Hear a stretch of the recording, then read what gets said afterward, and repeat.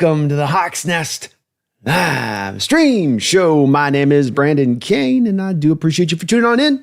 You know I always do. As we've got our Seattle Seahawks turning over a beautiful win this past Sunday, and this is your Seattle Seahawks weekly roundup, where we try to kind of catch some of the last few details, maybe kind of coming out the prior game, look at some interesting things that might be going on. Maybe we got some news, maybe we got some rumors, maybe we just got, like we will today, to dive into some kind of fun stats here and there that are sort of fun to turn over with this team right now. We are in the early part of the season. As we've learned through the first 2 weeks, you don't really know what the story will be told of your Seattle Seahawks when it gets to the final part of the year. That's the beauty of the NFL, after all. If it was, then it'd be less exciting at that.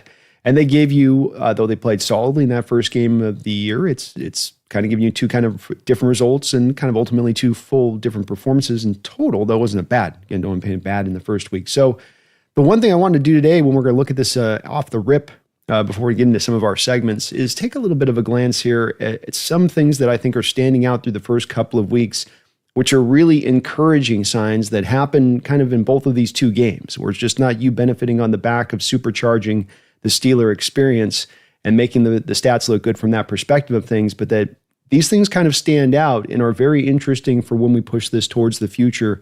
I think especially when I look at this from the standpoint of the defense creating pressure as it stands out here at the top. And where I want to begin with that is with the pressure rate of your Seattle Seahawks. Through the first 2 weeks of the season, so I get over here to my stupid thing here.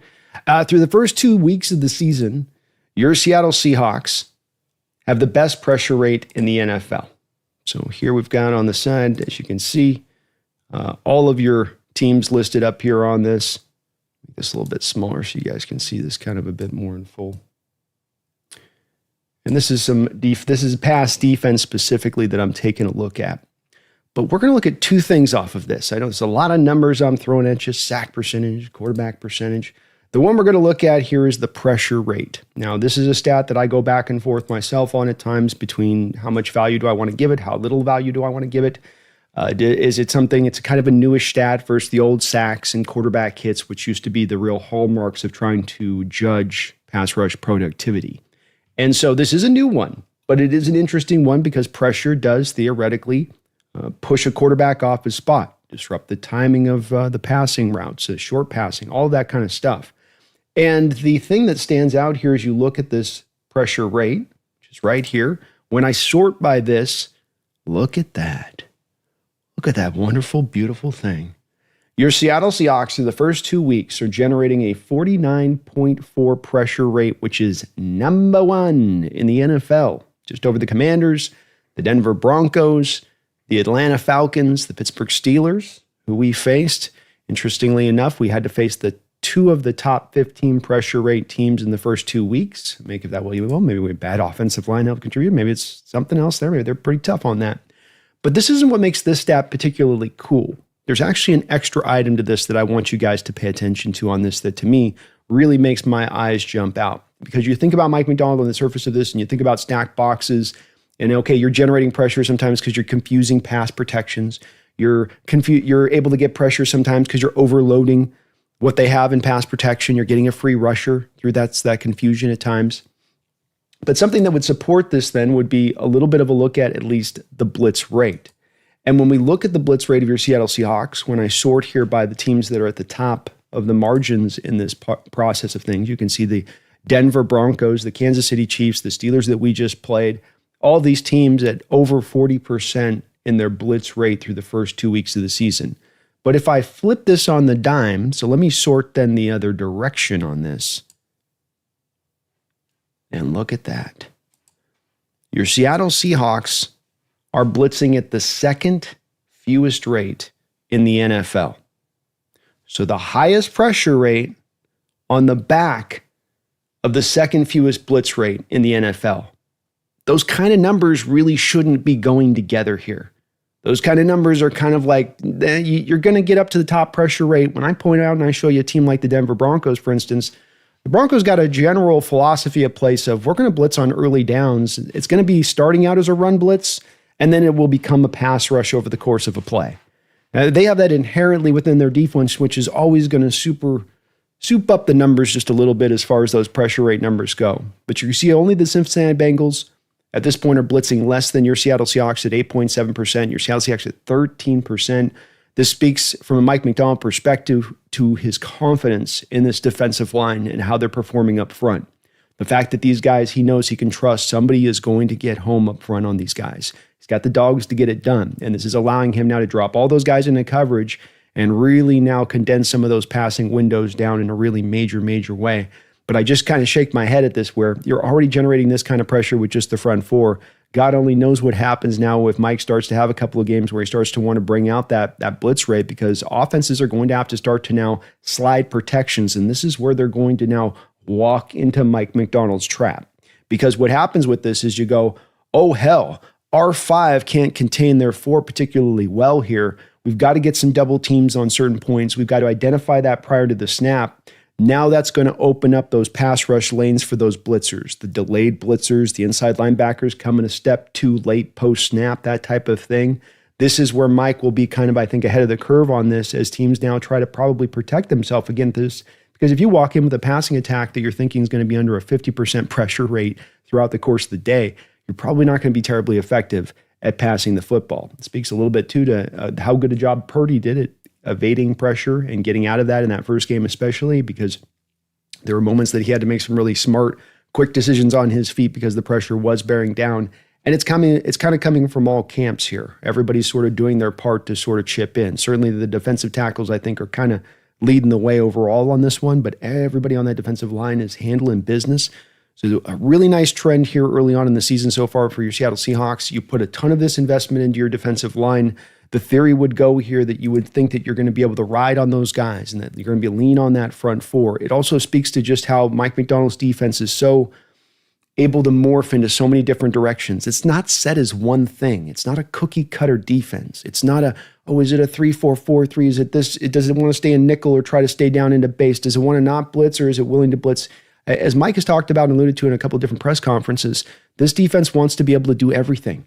And really, as much as you're reading what that opponent does at their weakest, and you're able to do it because you're not that particular defense that's just sort of shoved into this like corridor of what you can and cannot do. And so it's going to be fun to watch this thing continue to, in my opinion, kind of just materialize more and more as we get down the road here this season, and to see if Mike does lean back on starting to dial up a little bit of the heat. But hey, why do that, right? If you're doing good with the front four, if they're getting home, all the more reason to just keep dropping back all those numbers in coverage and letting it rip. So we'll see how it goes on here as we go into the future, but those are 2 really great numbers to put together there for your Seattle Seahawks defense, among a litany of some pretty good numbers here for them out the beginning point of this, including the stuff rate here for your Seattle Seahawks. Actually, it's the offense one. Ignore that. Let's bounce here to a different spot on this. Want to give a shout out to Josh Jobe. He's your 10th highest rated corner according to PFF in the NFL so far this season. Speaks to his good performance here. You've got cornerback coverage here, yards per snap versus passer rating. That is your little chart here on either side. So the vertical is passer rating when targeting. And then you've got the one on the horizontal, which is yards allowed per coverage snap. Bottom line, you want to be up in the upper right-hand corner of this particular chart, which would indicate you're doing a hell of a job. And you can see right next to J.C. Horn, Dante Jackson, just below him there, you got Josh Jobe doing as well as anybody on that account of things. So very impressive early season performance here for Josh Jobe. Also just goes to show you that once we do get Witherspoon and Emenwari back, I know people are killing me on the pronunciation of his name, you're going to have McDonald in a little bit of a pickle for who's going to be out on that field exactly, especially when you're in probably base down situations. I think it's going to be very interesting to see who he picks, who he leans to, and what their call is going to be on that. Flipping it over just a little bit to the running back side of this thing, and I want to just speak to a little bit of, again, as I've tried to ask people for patience for both of these running backs and to not try to necessarily drive to pick and favorite. I understand if you got favorites, but just to accept that, hey, you got 2 really good running backs here. And one thing I wanted to show with that stood out to me here was that if you have a running back that's stuffed, I think that's as much as anything an indicator that you are not doing the bare minimum up front. You're losing the war. You're allowing penetration. You're not getting a foot push and it's just basically a no gain or a half a yard. And that is what you kind of see on this kind of thing with the percentage of running back stuff run through the first 2 weeks for your Seattle Seahawks. They're at a 32% rate. Raiders are only worse. Ashton Jeanty can't get any blocking out there right now. And so this is just, to me, a little bit of the indicator of coming back to not the running back's fault. This is like Goodwill Hunting. Robin Williams is looking at Matt Damon's character, and he's like, it's not your fault. And we got Zach Charbonnet and Walker over there going, yeah, I know. No, I know. No, it's not your fault. No, I know.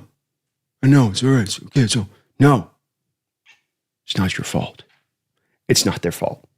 It's going to get better. The run block's going to improve as they get the details bound down better on this system as we get over the course of the season, as long as health can maintain. Sundell sounds like he's doing okay on that side of it. So I think this will improve as the year goes along, but make no mistake about it. It has been an impinging factor for your Seahawks rushing attack. Not that you can't get successes, but that your stuff rate is incredibly high. You're not getting the consistent rushes. You're not getting the consistent productivity, the 3 yards in a cloud of dust, getting you then to the third downs and makeable. You're getting into much more situations where you're third and long, probably a little bit too often, much more often than I'm sure Kubiak would like for the kind of plays that he wants to be able to call upon. Because when you're in 3rd and 4, you got a different set of plays you got in your playbook that you got. Your playbook's much more deeper and thicker than when you're in those 3rd and 7, 3rd and 8, 3rd and 9s. Just is the way of life. And if you're getting early runs, you're getting a little bit of success on the back of them, you're not getting negative plays on the back of them, you're putting yourself in a much better position to, when you do get to those third downs, being able to convert them. Big deal there.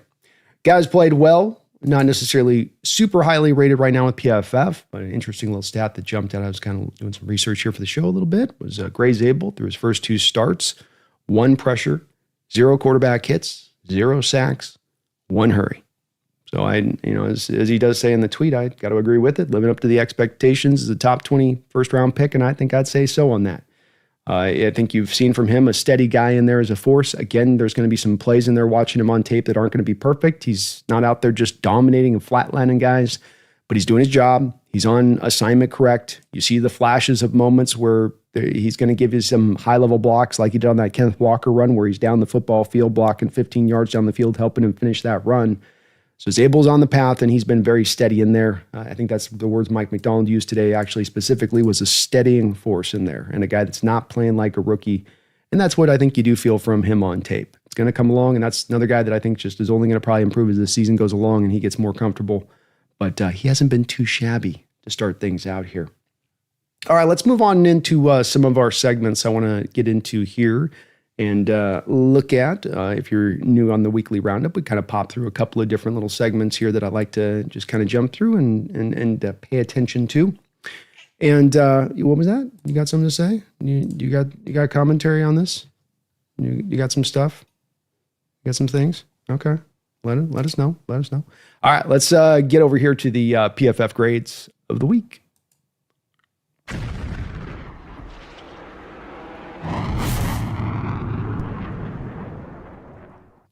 Winning grades always are better grades. And look, I know there's a lot of people out there that don't love the PFF grade system. I'm not sending these out to be an end-all, be-all. I'll try to let you guys know when I look at these scores as to what is maybe, not quite up to snuff as far as matching to what I saw on the tape when I went back and did a review and looked at some of these tapes, some of these plays again. I mean, it definitely does happen. So I completely understand those out there that are saying that they don't put a lot of value to this, but there is also some good stuff I think you can take away. And again, you're just trying to assemble the full picture of performance when you're trying to look at these players and understand what it is that is going on.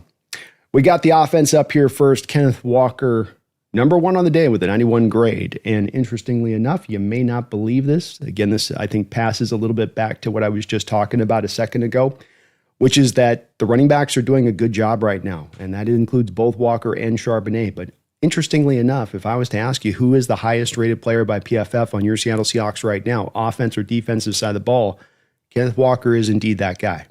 Highest rated guy up on as a running back right now in the sport. At least just through the first 2 weeks, and look, it's buoyed by that really pretty crazy performance there in that second game, but does speak to the fact he's still playing some good football. Sam Darnold, would you be shocked as well? I think I would probably make some melons roll out of their skull if I was to tell you that you have in Kenneth Walker the number 1 rated running back in the sport right now by PFF, And Sam Darnold is currently the third highest graded quarterback by PFF through the first 3 weeks. Fun little factoid there for you. Make of that what you will. Cooper Kupp had a good day. Jackson, of course, in there. Charles Cross, as Corbin was mentioning out there on Twitter, laying some pancakes out there, especially jumping out on the all-22. How about Lucas coming back? Look what happens to your offense when you got your two pillars playing steady. When they're both, locked in and rolling, giving you good all-around games. Look at their grade all around with both of them. Both of them over 60s on both the grades. High 60s to low 70s there on the run blocking. Not devastating scores here, but it's a far cry from where we've been at times where these have been just both. One of two have been very limiting, or both have been limiting, sometimes because of the injury side, as much as anything. Barner Arroyo, steady days from the tight end position. Sundell did pretty all right as far as your center goes here. Olatimi came in and did okay. They didn't like Charbonnet's day as much. I will say it again. I don't know what Charbonnet was supposed to do going back and watching the 22 again. I just look at it and the blocks at the forefront of the play aren't getting laid. The blocks on the backside aren't getting laid. There's multiple guys kind of blowing their job a little bit there on that one to a degree. And Zabel was dinged just a little bit as well. I know Robbie Oots had the really cool block, but he's one of those contributing factors to some of the Charbonnet runs that don't go well, where can sometimes be a little bit hit and miss right now on some of those blocks. He might devastate and he might, have a bit of a whiff. Anthony Bradford is your, I believe, highest interior rated PFF offensive lineman through the first 2 weeks as well, though he didn't have necessarily a grade A game here. He was okay. Not bad necessarily.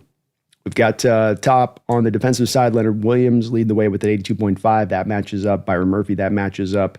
Byron's going to be our underrated hero of the week this week, as he was awesome all around on his 39 snaps in this football game, having a really nice impact and doing so too from the one tech position predominantly, some zero tech.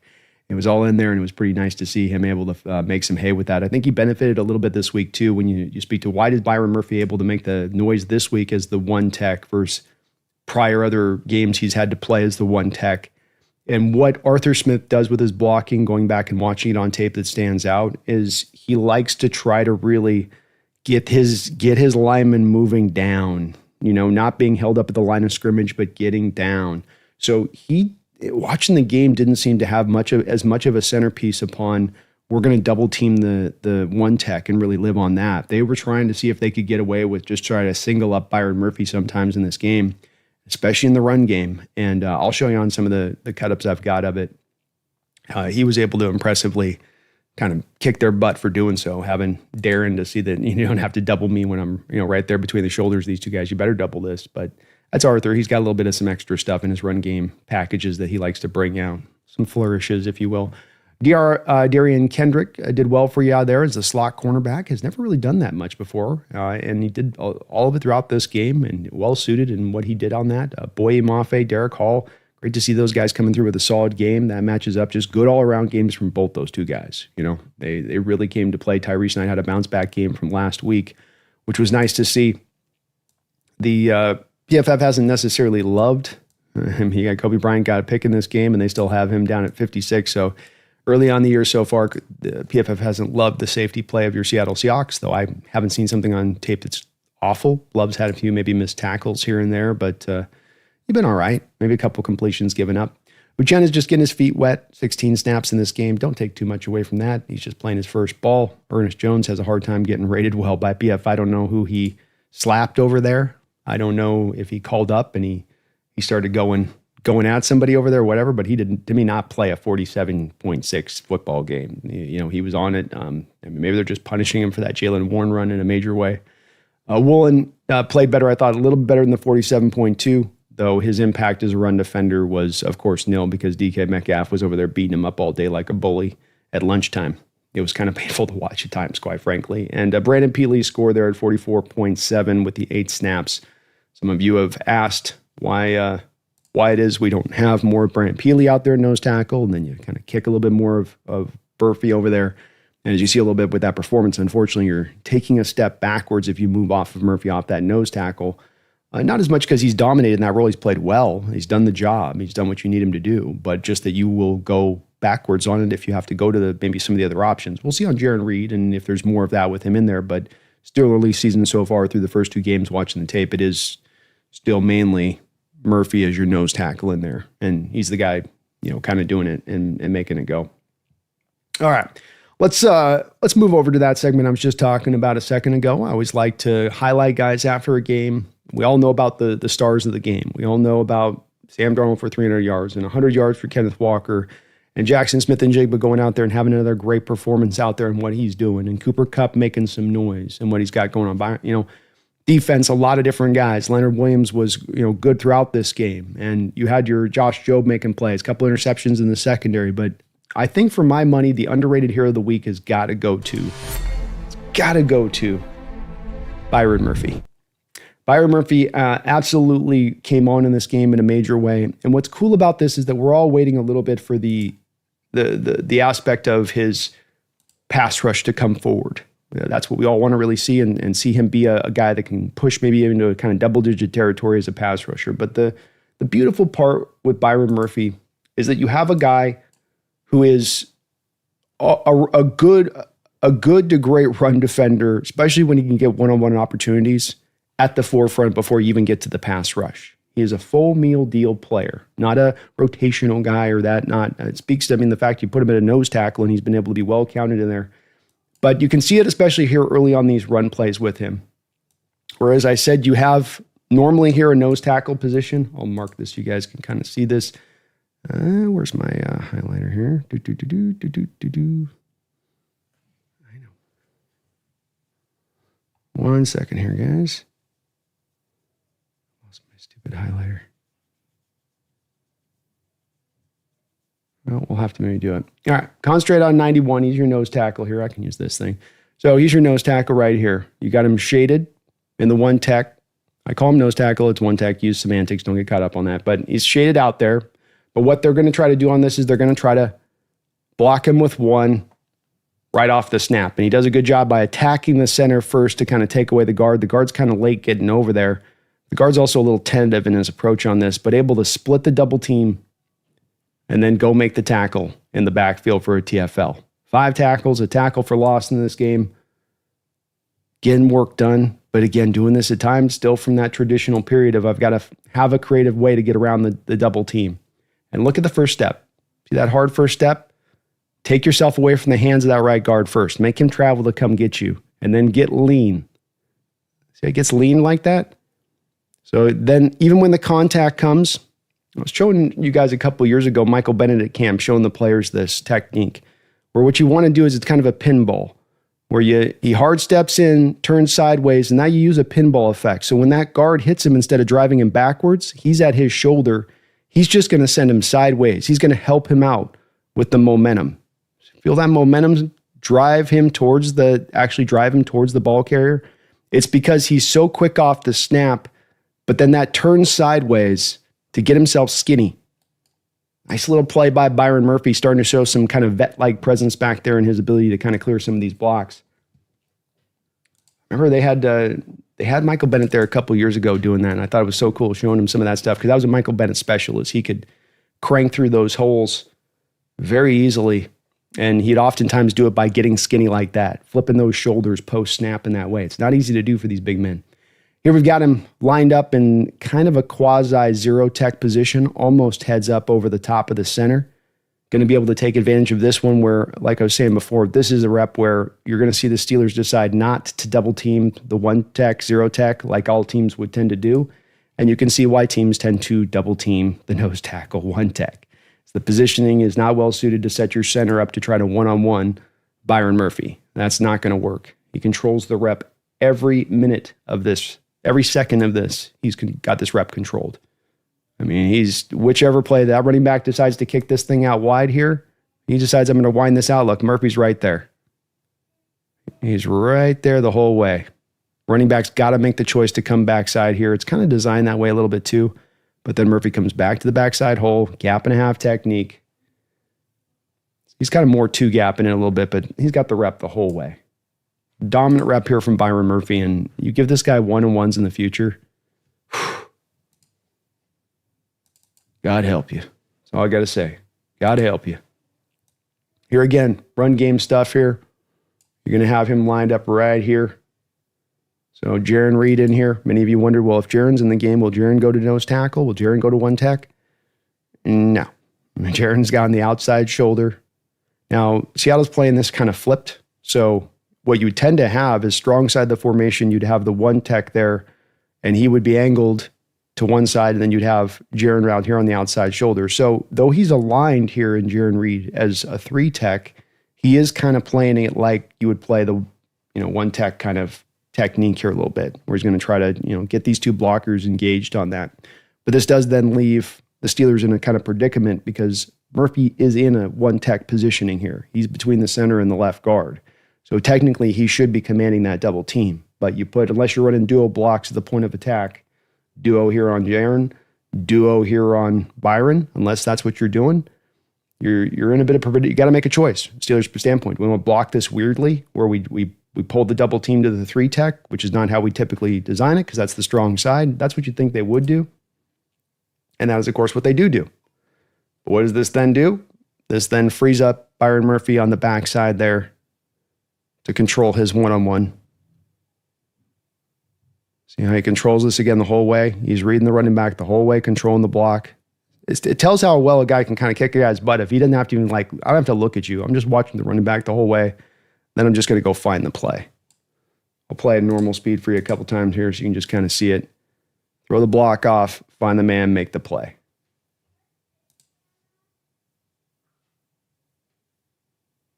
He's very quick laterally. You can really feel in some of these reps. I'm going to show it to you on the pass rush where you'll feel this as well with Byron, where he can just take some of those lateral steps off contact with the lineman, and they just don't have the foot speed to stay with him.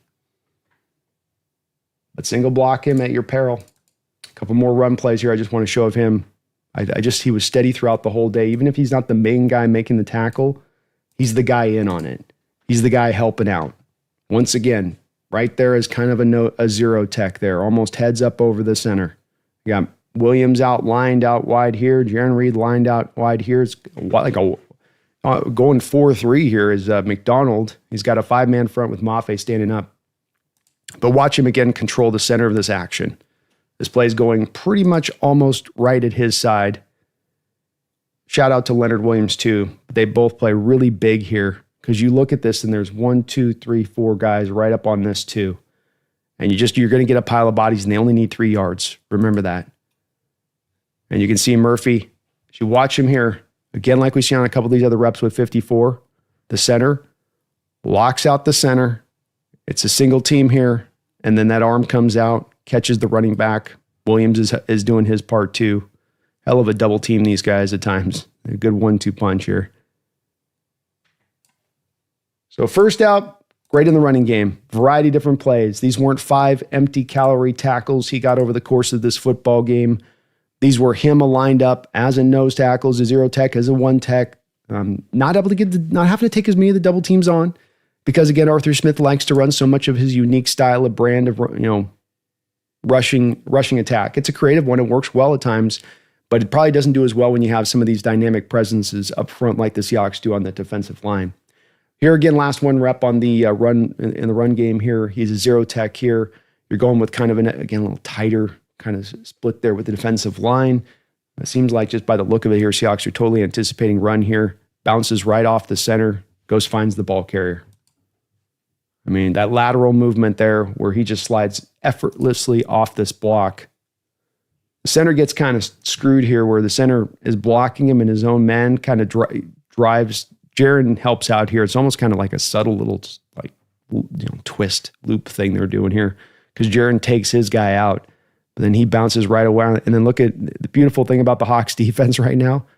Look at that. I hate doing stills, but I still love this. Is right here. Murphy. Lawrence, boom, boom. You got Tyrese Knight right there. Lawrence has defeated his block. Like this back, if this back is able to bounce this outside, you got Tyrese Knight there. It's like, how do you become a great defense? How do you become awesome at stopping the run? It's not one guy making a play every time. It's that you can see a collection of the defenders in a place to make that play, defeating their blocks, reading the play correctly. It's the Hawks do here.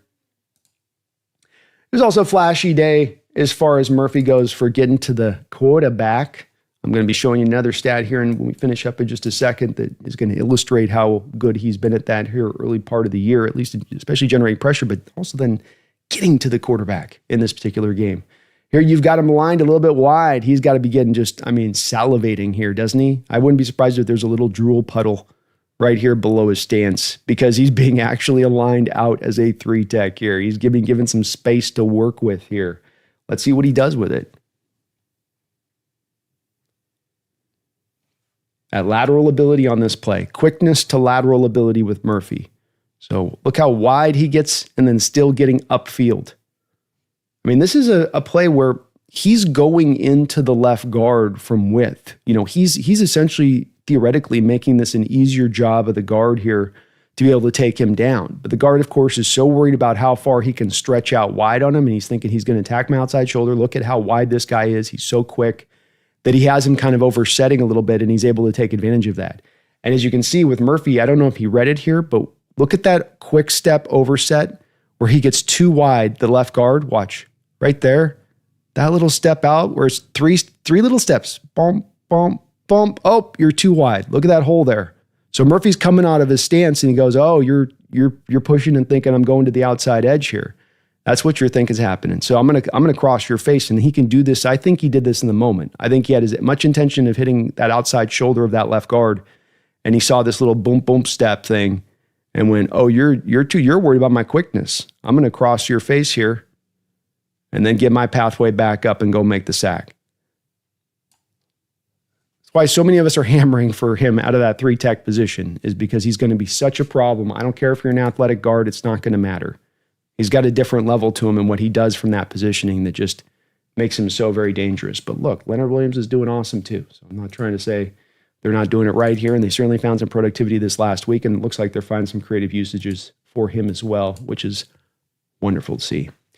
Here we've got a play where he's going to be kind of more like, this is not full on 1-tech here. You almost see him kind of heads up over the guard here. So he's getting a little bit of some width on this one. This was the second sack, or, he had a sack and a half. He shared one here with Leonard Williams, but this is just an effort play. Lateral quickness with good effort. Eyes always active. And we saw that in the run game, where his eyes are always active with what he's looking up upfield, and he can still be engaged with the block, work off the block, and still go find the guy. There's a lot of defenders that just get caught up in the block, and they lose awareness of what's happening around them. They have to completely have their whole attention on the block to get off of the block. But nice little swim move to clear himself here at the end. And this is a tackle he's taken on the twist there. But gets his second sack of the game. And a nice little sack at that. Leonard Williams, best game of his career, but not just the best game of his career, also heavy-duty amount of impact in this game and actually getting you to this win. Stopping that run, being a pass rush presence. Yeah, he was also supplying some pressure on top of those sacks. It wasn't just, you got home on the sacks, but were you actually able to do anything as well from a standpoint of creating, actual impact to the game and really influencing the game. And I felt like rewatching the game again with him in this one, seeing what he was doing in it, I felt like, yeah, he was. Something I wanted to show, and going back to this Byron Murphy situation a little bit, is I wanted to show you those quarterback pressure rate that we talked about earlier on this show and how good the Seahawks have been with it. Well, here's you got the best players in the sport as far as their pressure rate goes. They're just pure pressures. So I don't go pressure percentage here, right? Because you can get sample size in the first 2 weeks. Let's just go off of pure who has the most pressures the first couple of weeks. And what you do notice here is you're looking through all these guys on the scale here of pressures. Let me go over to it. Quarterback pressures right here that we're winding by. So we've got Nick Bonino at the top. No surprises there. Dorms Armstrong, William Anderson, Trey Hendrickson, Josh Hines, Allen, Micah Parsons. We got our first defensive tackle, Milton Williams. But then we got more edges. Hassan Reddick, Josh Sweat, Toledo Tuapopo, Utoputo, Myles Garrett, Harold Landry, Kayvon Jason. Then we get our second defensive tackle, Matabuke. Familiar company there, right? Barrymore, our third. But then the fourth one, I had him here a second ago. Where is he? Where's Murphy? I lost him. There we go. We got Murphy down here with 8 pressures, 32nd in the league. One of the highest ones as far as defensive tackles go, as far as pure pressures go. Let me get my stupid head out of the way here. Got Mafia in there as well, doing a good job generating pressures on his side of it as well. I think Mafia is going to be getting some sacks soon. Eventually that leads to sacks, in my opinion, when you're consistently getting there. Keeping in mind with Mafia, you're doing a good job with the rotations. All these guys are rotating heavily through too, so they're not necessarily eating a ton of snaps to get to their productivity. But Byron Murphy, man, great first game for him, or great second game for him. Great start to the second season for him. And good to see that they're finding some ways to get him loose a little bit and not just be stuck in nose tackle hell, which he could be at times last year. This next segment is up. Normally it's a one that I would be looking at with our own team and what they did and what had happened. But this is one where, man, this is a no-brainer. It's a segment I stole from the ESPN. It's one that they would do for a while, and I always thought it was funny and apropos, because a lot of times it's, the head scratching moments you get from players in games that are so well instructed and taught them what they're supposed to do, and yet they still will make these blunders that do show they are human, that they are mortal. And this is the one at the end of the game here, where you've got the kick returner for the Steelers, tight game here. It's back and forth. Can't afford a turnover here. Great end zone angle, I think, on this play, really showing just as you watch his body language and what he does, and he starts walking towards the sideline, doesn't even look back. And you go, man, you let that roll like that. You can't do that, buddy. You can't allow something like that to happen. Maybe you got to go take the safety if you can't let this thing roll through. I'm going to be all about these squib kicks for the rest of the season. I'll tell you that. I mean, if there's a 1 in 10 chance or 1 in 20 or 1 in 30 chance you can get this to go like that, I know it's probably easier said than done. But as a kick returner there, you got to get your body in front of this ball. You can see he's trying to load up. He's kind of trying to load up that kick return off the bounce instead of making sure that he actually secures the ball, which I'm sure what they're going to be teaching him on. But you can't let that go through at the fourth quarter of a football game in a tight game and then just try to play it off like the referees aren't going to notice, like they aren't going to see what you're doing. My gosh, Johnson. Come on, man. Can't be doing that. Not going to work. Not going to work, I'm telling you. Can't believe that one went down. That was a wild play to watch in that football game. And I was waiting for about 7 minutes on it. Like, wait, is this really for? I saw the score was up there. I saw we kicked off. Like, they're going to certainly come back and be like, no, we made a error. We can't. It never happens in football games. You never see that kind of situation go on. And he tried to play it cool. Sometimes it shows that, when playing it cool goes wrong, I guess is how you would probably designate that one. Next segment here is going to be our biggest hit of the week. The biggest hit of the week. Yeah, they have kind of legislated out of the game all of the hitting. It is true. It's not out there like it once was in full force where you could really feel those hits throughout the course of the game. The NFL has done it, probably rightfully so. CTA is very dangerous, but still, nonetheless, there's always usually a hit or two here and there throughout the course of the game that you can kind of spot into. It still gets you back that old feeling, that old, ooh, there we go. This game wasn't one that we got any of the Cam Chancellor decleaters. None of that. There wasn't any, major mollywops, if you will. But we did have Josh Jobe lay a really nice hit at the end of the game. And what I love about this particular hit is not only the hit where he's able to actually come up and bring some force on this play and knock his guy down with a little bit of thunder here, but this is a tight game. This is a game where just after the kickoff, there's still time on the clock. There's still 3 timeouts for the Pittsburgh Steelers. There's still an opportunity if they can get up the football field quick here, go get a score fast. Maybe it's an onside kick. Maybe they kick to Seattle and they still have 3 timeouts and they can try to, get the clock down to a minute or something, 45 seconds, and still find a way to, eke it out for one more possession. Rodgers has been magical before. Come on now. He has. And yet here on this play, not only do you get a quick stop in coverage from Jobe, recognizing they're going to try to go get that short completion, get this thing rolling right to start things off, but he comes up and lays an awesome smack. Whereas if you notice here, the hard hit's not only a cool hard hit, but it's a hard hit that knocks and keeps the man in bounds. So the play clock continues to roll. You're going to call a timeout. You're going to let this roll.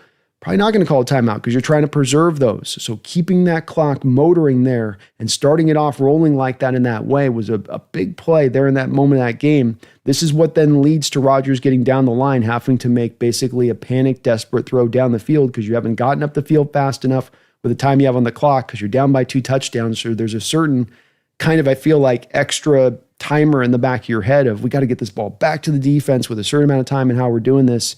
And ideally there, you want to throw that over that guy and have him get out of the sidelines. You know, you get a quick completion, you're in a 2nd and 5, you're out of bounds, and you're starting to get a little bit of a rhythm going there. Instead, 5-yard play, and you're knocked off your feet and the clock's rolling. You probably lose another 20 seconds, 25 seconds there getting up onto the next play, which is a big factor there. So a big hit, yes, but also a very cool play from our guy getting it done in helping the team out and stopping that drive at the end, setting up that Kobe Bryant situation down the line.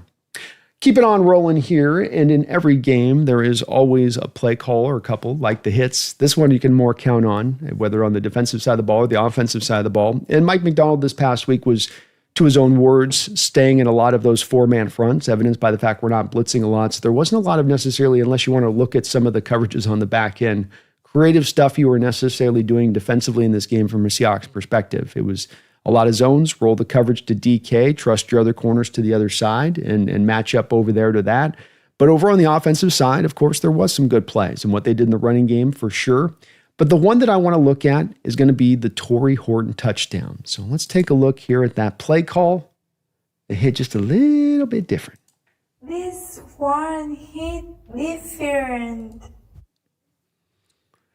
All right, and on this one, it is going to be the Torrey Horton touchdown. Hey, you never made a catch in the NFL. Your first NFL catch is a touchdown. Congratulations, young man. Hopefully the first of many. But an impressive play call here from Kubiak, absolutely. The Seattle Seahawks are going to come out in a kind of condensed-looking split. I wonder if you remember this split, by the way, because I'm going to talk to you guys in a second a little bit about the Jaxon Smith usage and some of his success. And so take note, when I say tight split, you see those receivers, rather than them aligned out wide, they're condensed down in towards the line of scrimmage. And so the Steelers on this play, see the Seattle Seahawks come out in what is essentially here your 1 tight end, 1 fullback, 21 personnel. That's how what you would call this, 2 wide receivers. So, if you had Robbie Oots in the typical fullback position here, you'd have pretty much an I formation kind of look for the Steelers.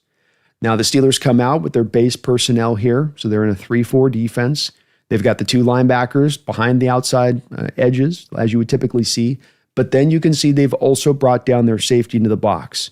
So you're getting that extra guy down there. This is going to lead the Steelers into giving Sam Darnold a cover 3 kind of look, cover 1. He's going to get his outside corners here that are probably going to drop to depth because you have less guys in the back end. And this guy's going to be here to have to kind of clean everything up in front of it, in back, behind there, into the middle of the field. You may have the linebacker drop into the middle, but what Sam's going to see here is he's going to notice that linebacker's not dropping. Why? Play action. Why do I want play action all the time? Why am I hammering on this? Because look at the linebackers. 1, 2, 3, 4, 5.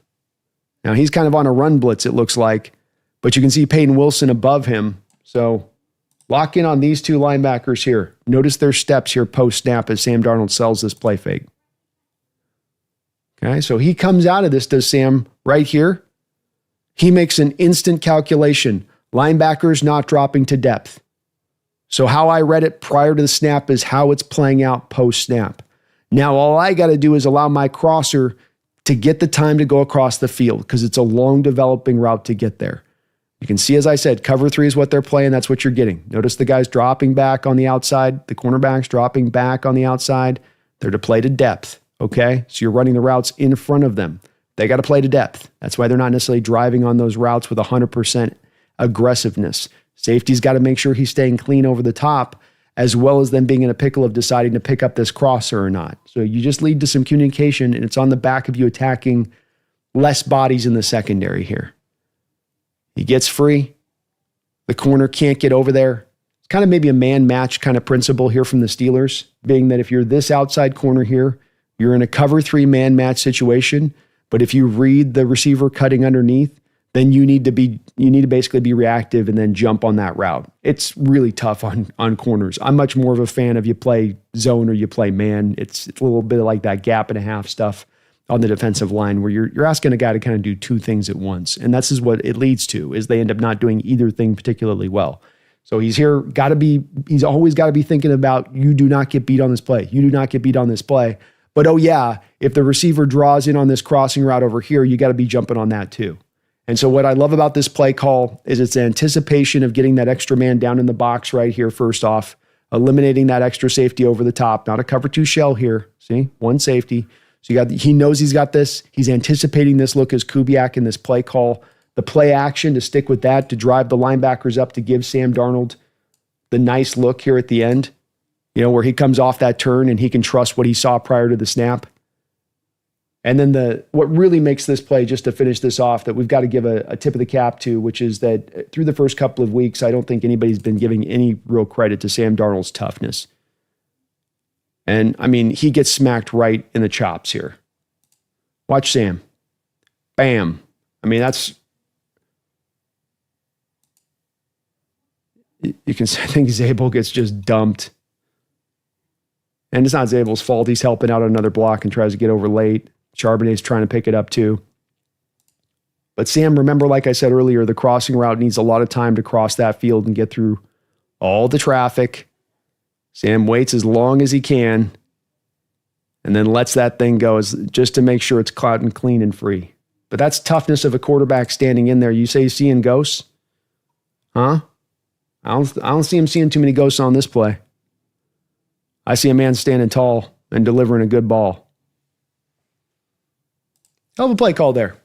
Able to attack at a base. You go base, you go big, you bring guys up to the line of scrimmage, you start creating some space out there on the backside that you can't kind of do if you go to 3 or 4 wide and you're trying to spread everybody out. Kind of does stand out on this. And good play call by Kubiak. Felt like he was starting to get a little bit more footing here in what he's gotten going and what is going down. And so hopefully he can kind of keep building on that a little bit. I mentioned that we did have some good play, stellar play as well here from Jaxon Smith-Njigba. I haven't probably talked as much as I probably should about this kid and what he's done here early on in this season so far. He's been great. He's been such a freaking security blanket there for Sam. Luckily, Sam was able to work in Cooper Kupp a little bit more last week too. But one thing that has also been a cool aspect of him is, don't just take note here on this play, if you will, of the fact that he's about to take this over the top and go get a touchdown. Or not touchdown, but he's going to take the top of the defense off. He's about to go beat Ramsey one-on-one down the field on basically a post route here. And Sam delivers a really nice ball, makes the catch. Great play by Jaxon. He's taken on an outside corner, at least traditionally an outside corner here. But remember, I talked about the condensed splits. I was showing you that on a prior play there, where again, you see that here, where you have Cooper Kupp condensed down that line of scrimmage. You have Jaxon condensed down to that line of scrimmage. And so what the Seattle Seahawks have done in the back of this, and to you out there, I know there's going to be many out there right now in my chat, they're going to be like, I told you this would work. I told you this. Okay, so props to you. I said I'd give you guys the props. If I was going to be wrong on this, I'll give you props on this one, at least through the first 2 weeks, which is that with you not necessarily moving Jaxon out as a pure outside like X receiver on the line of scrimmage, but you're condensing the splits down, you're kind of essentially being able to sort of create 2 slots in one with Cooper Kupp and Jaxon Smith in those moments. You're able to kind of get around the nomenclature of what pure outside. He's technically playing an outside position at that point, even in those condensed splits. They're not counting that then as him being actually in the slot. So interestingly enough, because of these condensed splits, Jaxon Smith-Njigba is second on the team with 71.4% of his snaps is aligned right now from the outside.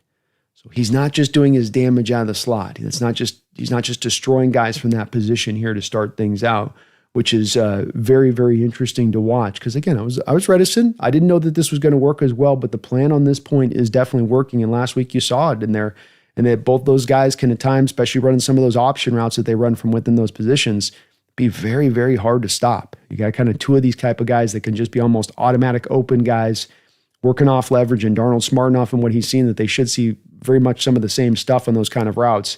Makes it very, very hard to deal with. But Jaxon Smith, tip of the nod to the kid for getting it done out there as an outside receiver, 71%. I did not see that coming. I did not see the ability to operate that much. But again, the condensed splits are really allowing this to happen. I don't know if you were trying to do this with him fully aligned out wide purely. You know, if you're trying to DK Metcalf it out there like with him, I don't know if that would be the same rate of success that we would see with him. But hey, tip of the cap to him. He's having a great year so far, playing like a top 5 wide receiver in this sport. All right, let's get over here and take a look at the eye of the enemy here. You got to keep it in. Got to keep an eye on the enemy. Got to see what they're doing. Got to know what the division's up to. And if you guys did have a chance to last night, yours truly lost a bet week 1 with the Niner content creator Jesse from Last Second Sports, and we had a hat bet on the line. I lost. I had to wear a Niner hat for the whole NFC West Roundtable show last night. So if you guys didn't get a chance to check out that show, go watch me be miserable for an hour and a half wearing sourdough Sam on my head. That was an experience. But did have a chance to watch all of the NFC West games here through the first 2 weeks, so I got a good idea as to what's going on. I've watched them, so you don't have to. But let's track a little bit about and see what's going on with the NFC West.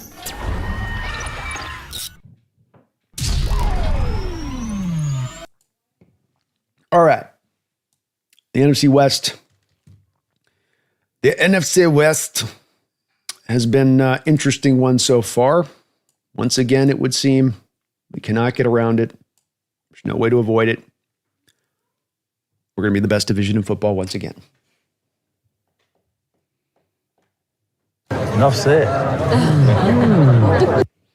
Sometimes I wish it wasn't the case. Sometimes I wish I had the feast factor. You know, that New England Patriot feast factor. Where you just get beat up on 3 weaklings 6 times a year. Moonwalk your way into the first round bye. But we don't get that out west. That's not what we do out west. It's like, Black Panther, we don't do that out here. You got the whole division undefeated except for us here through the first 2 weeks of the football season. The Niners, the Cardinals, the Rams are getting the job done. Everybody with a plus differential through the first 2 weeks of the season. If you were hoping the pathway would be a little bit easier this year, it is not. For those of you that wondered, could we possibly have maybe a division where 4 teams could get to the playoffs this year in the NFC? I mean, maybe. But very impressive all around the board on some of these games too when you dive into them. Now look, you've got teams that haven't always had the toughest test out the gate. Cardinals have had a pretty easy schedule. The Carolina Panther game, that's not the toughest matchup for them. They were set up well in week 1 in addition to this. So, they've been able to take advantage of that. They're going to get a tougher test this week against the Niners. The Cardinals are getting the job done. They jumped out in front of that Panther team last week, like 27-3 or something. And the Carolina was like able to kind of bring it back. But Cardinals were very impressive in that game, took care of business, and they don't even really feel like they have everything rolling. Now, I worried about the Cardinals and the cornerback situation to start out the year. Variety of cornerback injuries this past week with already a pretty devastated positional group right there. And it may hold them back this upcoming week in a real major way, especially losing their dynamic slot corner, as it would seem like both Will Johnson and Williams will be out for them this week. But a good all-around game for them in what they did. Trey McBride is just continuing to be awesome to start this year out. That pass rush of the Cardinals has come alive like they hoped it would with all of that investment that they put into it. Calais Campbell, I don't know how he is still getting done what he's done, and we'll see if he can pull it off for a whole year, but he was dynamic in that game throughout the whole entire game. But the Cardinals, they look good. They're doing it. I'm still worried about, I'm not sold completely yet on Kyler Murray. We'll see with him on that part, but they've got some other parts of that team that are working and rolling and doing good. Los Angeles Rams handled a tough Texans team at home in week 1 in what was really a slog kind of game. That's a good team, I think, in the Texans that they did beat. Came back this next week, went on the road against the Titans. Similar to the Cardinals, kind of got up on them and then sort of let the team back into the game. Cam Ward made some miracle throws here and there through the course of the game a bit, but did really feel like overall the Rams kind of mostly had the game in control. They didn't, win it by a blowout or anything like that, but they just, did seem to have it. The Puka Nacua, Devontae Adams combination has been really nice. They've been able to work that well. Stafford doesn't look like he's impinged by the back at all, that there's anything that's problematic there. They are struggling to find a little bit of consistency and run the ball here early on, but they did last year too on that side of it. And if you got the playmakers to throw the outside that they do right now, that's not as much of a a problem or issue. Byron Young for them off the edge. Everyone talks about Jared Verse, but Young coming into a contract year is playing really well for them. Got a couple sacks in that game, and they are off to the 2-0 start as well. Niners, you know what they did in week 1. Week 2 against the Saints team that we are going to play was a very interesting game to watch, both from a scouting perspective of looking at what the Saints are going to do and then also how the Niners played it. Fred Warner is just an amazing player in the middle on that defense. You saw it week 1 and how he played us when he was out of the game and what we were able to do. But also in the Saints game, just all over the place, everywhere. Just making play after play after play after play. And the Niners down players, Mac Jones coming in there to be the quarterback in this game. And they were able to go out and throw for like 279 yards, 3 touchdowns for Mac. Got on top of that team. Have you same thing with all these teams here? Is not only they're out there getting 2-0 here, but they're getting in these games. All 3 of these teams in our division, they're controlling these games. They're getting up on teams and kind of taking control in that way, and it does stand out. And they did so in the Saints. Saints were able to mount that kind of comeback. Did the Niners take a little bit of their foot off the pedal throughout the game? Maybe a little bit. Maybe a little bit slightly in that one, but credit to the Niners. They played really well. Michael Williams was a monster in the run a little bit more. He had a struggle with us in the week 1, but he really came back week 2, gave him some pass rush there. Collins gave him some pass rush out there. The kid that they got playing the linebacker position for Dre Greenlaw, was it Winters, I think it is. He's playing really well too, as well. So he's holding it down for them on that side of it. Very impressive win for the Niners. Going on the road, 10 a.m., Mac Jones, no Brock Purdy, no George Kittle. Juwan Jennings kind of gutting through a kind of lower leg injury and what he's doing, and they were able to go find a W. So Niners still not yet going anywhere, unfortunately, as they start out 2-0. But again, big-time matchup coming up this weekend between the 49ers and the Cardinals, which will hopefully give us a little bit of clarity on what's what.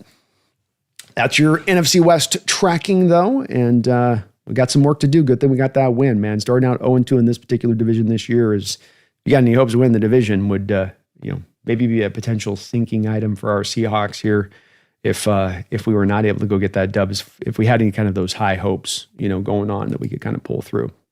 I thank you guys for watching today. I know we got a couple donations here. I will get right on over to them in just 1 second. I do want to, though, thank the sponsor of the show, which is going to be Sleeper. Now, I know here in the state of Washington, we have not been able to use some of these apps in recent history. I get that, but we are now starting to be able to, we're going to now start to be able to, in October, have this open up. And so Sleeper has been so kind as to sponsor the show here for this upcoming year. And we're really happy to be able to hook up with them on this side of it. And so they've got a match program set up right now. So use their code, use my code NEST, and they'll match you up to 100% on your first donation. So NEST on their site, download their app today. You can do that on any iPhones or any of that stuff or whatnot, or just go onto the browser and get you over there. But it's a really cool app. You can do your daily fantasy on there and all that stuff. Think you know football. Well, then try your football knowledge, then try to turn your football knowledge into real money with the Sleeper app, the ultimate fantasy sports app that can turn game day into payday. Just download the Sleeper app and pick more or less on your favorite players. With more stats than any other daily fantasy app, just choose 2 or more of your favorite players from pregame or live. Pick more or less from the predicted stats, and you could win up to 100 times your money if you picks win. Use promo code NEST, N-E-S-T, and you will get up to $100 on your first deposit. Terms and conditions do apply. See Sleeper's terms and use for details. So we got our upcoming game this week here with your Seattle Seahawks coming up here. I got the app here up on our deal. And what is kind of cool about this app here is that you get kind of the freebie pick that they'll throw you. So you can see Tua Tagovailoa. He's not going to have the best year this year, is he? But I think we can count on him getting up over 0.5 yards. They're going to give us just that one little freebie there. We're going to take that off the rip here as we're looking at our matchup here with the Seahawks. Now, you got this game where you know that the Saints are probably going to have to throw it a good amount, I'm going to estimate. And you know they're going to want to work, I think, the running backs because that's been an early trend against your Seattle Seahawks. Kind of looking for that a little bit here as to which of those might stand out with that. So the picks I'm going to like to go with here, I think, are going to be, I think you Boy, I feel like I want to go Kamara touchdown almost here. We got to go for one of those two, but let's go for some low-hanging fruit here. Let's go with more on Brandon Cooks at 16.5 yards. He got a couple catches last week. I think he's going to get more on that side of it. And then let's go over to Seattle's side here. And watching Mac Jones slice and dice that Saints secondary last week, I got to feel like Sam's got 220 in him this week. So I'm going to pick that one up. And then Jackson at 70 yards or Cooper Kupp at 41.5 or A.J. Barner at 20.5. It's like they're not really featuring Barner a lot here out the gate on that one. We got 53.5 yards for Walker, too. That feels like pretty solid territory to go into as well. But I'm going to go with the Cooper Kupp one. I think you're going to go with the 41.5 there. So there's our entry on that one. We've got $40 payout on a $5 bet with this one. Lock that sucker on in there. Boom. Let's get it locked in. And there we go. So got the freebie with Tua, 16.5, 220, 41. Got a 50 in the pocket if we can make it go. Please do utilize Sleeper today for your fantasy needs. Again, the fantasy side of it too. I'm kind of an over-under guy, but if you want to do the fantasy thing, if you're having a hard time in your fantasy leagues and week 2 or 3, you're already kind of in the hawk, then go over here, do a weekly thing, get a little bit back of that pride back into the mix of it. But big shout out to Sleeper for sponsoring the show. And again, I know right now there's some limitations in Washington unless you're in a casino. Now, if you are in a casino in Washington, use the app in full, but I'm being told after October, this thing's supposed to open up a little bit more here in Washington and allow you guys to go have some fun with it. So thank you again to Sleeper. Appreciate you guys watching today. We got a couple of donations as well as some new subscribers. Vin Russo, Morgan Blackmore, thank you for subscribing. Folks, if you're listening today, we are trying to get over 20,000 subscribers. I think we're like 60 away. I'm kissing it right now. It's right there. It's right there. So if you guys want, if you can, help me out a ton today by subbing on up if you get a chance. Again, all the more reason to hit that like button is we are on the doorstep. I'm telling you, right on the doorstep. Sanchez, thank you for the $5 donation, Sanchez. Wait 1 second. Sanchez, I don't want to overlook Jeffrey's here. Jeffrey, thank you for the $2 donation. He says, did you see the clip of Oots pancaking two guys? I did. Jeffrey, I did a short on my, so what I did if you guys haven't a chance on my channel, check it out. I did a short of the Oots 2-for-1 block. And I put Terminator music over the top of it. And then I had Reese doing his monologue to Sarah in Terminator about what the Terminator's like and what he'll never stop. He'll keep coming. So if you get a chance, Jeffrey, check out my video I put up on the channel on that one because I thought it fit really well, especially with the Terminator music in on that. But I did. It was a hell of a block by Oots. And when he lays it, he's showing you a little bit of how that could be potentially in the future. Once he can really lock this in and consistently land these, it's going to be very impactful to the running game. You can feel what a fullback brings and how much of a difference element that can. And those linebackers aren't used to it as much anymore. You think about this, not every team has a fullback, and not every linebacker is used to read the play, go to the hole. So a lot of these linebackers are in this thinking now of read the play, go to the hole, go get the running back. And now you've got this extra edited element here where it's read the play, get to the hole. Oh, don't get your face smushed by the 260-pound fullback coming at full speed at you, and then get to the running back. And it's a little bit extra. It's a little additional one added onto that. But a hell of a block as well. And one thing I was noting in the post game, which is true about that block that you see, and what is the benefit of going to some of these I formation kind of looks, 12 personnel, 13 personnel, is what you're doing is you're forcing that defense to come down there and condense down into the box. And then what can happen with that is that rather than when you get everybody spaced out defensively across the field on the back end, now everybody's down here like this. Not everybody's got the corridor to go make a tackle. They don't have that straight pathway to get the ball carrier. Sometimes their own teammate can get in front of them and their angle is cut off, even if they've got the speed, the quickness, the angle to go get to that player. And you saw that on that play occur, and that's one of those little added benefits of getting all those players kind of down there, a mosh of bodies, if you were. But thank you, Jeffrey, for the donation. Sanchez, thanks for the $5 donation, Sanchez. Appreciate you, brother. It's good to see you in the house. I hope Kubiak doesn't outthink himself again. Going back to the New Orleans versus Niners game last week proved They overpaid Purdy. Yeah, I think with the Niners with Purdy is I think that they have tricked themselves into that. You know, that's my outlook on that deal too as well. $53 million is a spicy meatball. We're not talking about bargain basement. We're not talking about the Sam Darnold deal. I mean, we're talking about like a double the Sam Darnold deal. Is Brock Purdy double the player? I don't think so. I don't think so at all. Now, Purdy's done more to prove himself, more pelts on the wall, more willing, reason to earn the money, I suppose. But I think that you're on to something in the respect of the system points to being very quarterback friendly, and that Shanahan is able to elevate quarterbacks. The whole thing I've been on with Shanahan for a few years here, and they were trying to do with the Trey Lance thing. But even that thing's silly because it's like he still didn't fully own it because he was kind of maybe wanting Mac Jones, which is what happens when you actually get this guy a hyper talented player. You got a Matt Ryan, who was a former top 5 pick, not maybe the most ultra talented guy, but also a guy that had a lot of skills that went beyond the physical necessarily what he brought. And he turned that guy into an MVP. But 53's a lot. 53's, you got to be like, you're carrying the game a little bit. And I think that as much as anything, the reason they did it is for what you saw in week 1, Sanchez, which is the escapability aspect of it. That we can maybe bring a quarterback in here who can sling the ball around and execute the offense with that. But Mac Jones got the opportunity last week to not be under very much duress for the most part.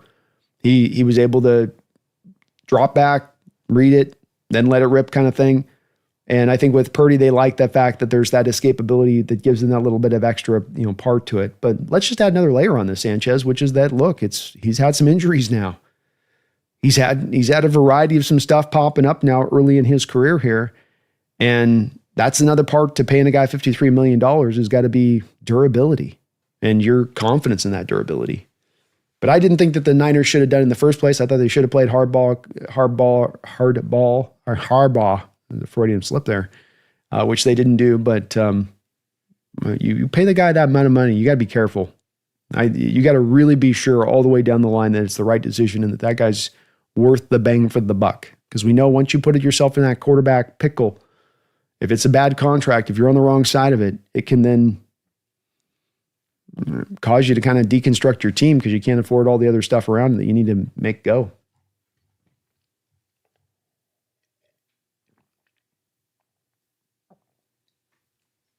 Tyler Archibald, are we worried about Charbonnet's injury?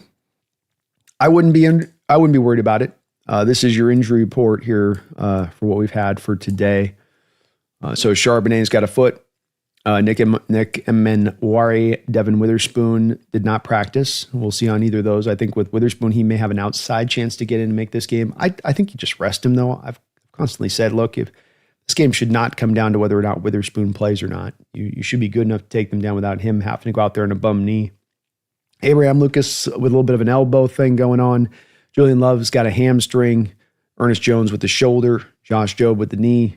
Torrey Horton with a little bit of a groin. Derek Hall with a hip. He came back in the game in that game, though. And those guys were either limited participants or, in Love's case, Witherspoon's case, did not participate. Mike said there was nothing in his press conference today that was overly concerning about the injuries right now. So if that's the case, then I think everything should be okay with that. Theoretically. Randy Wagner says, it looks to me that Sam Darnold's a huge plus for the Talks. He played really well on Saturday. He did. He's holding it down. And like I said, he's third highest graded quarterback by PFF through 3 weeks. It certainly doesn't indicate that he's playing badly. And it's the other thing too is last week you were top 10 in the NFL in week 2 as far as pressure rate on your quarterback, and rewatching the film did stand out that the Steelers were able to get some pressure on Darnold too. He had to kind of stand in there at times and be tough. Is Area 51? I have several photos of that. Oh Lordy, it's going to follow me for a while. Jacob Frederick, good game, bro. I'm a Steelers fan. Good game to you too, man. Well playing, you guys, part. Best of luck to you guys this year. Still plenty of time for you guys to get everything right and ready and good. Well, Greasy says, B, look at his character builder. I did a lot of building of character last night. I'll tell you that. A lot of building of character. Nick Guzman, swap us with Tampa Bay and we go 6-0 in the division. Real talk. Real talk. It's wild how tough our division is. Like, oh my God, never an inch this division, you know? Never a moment to breathe.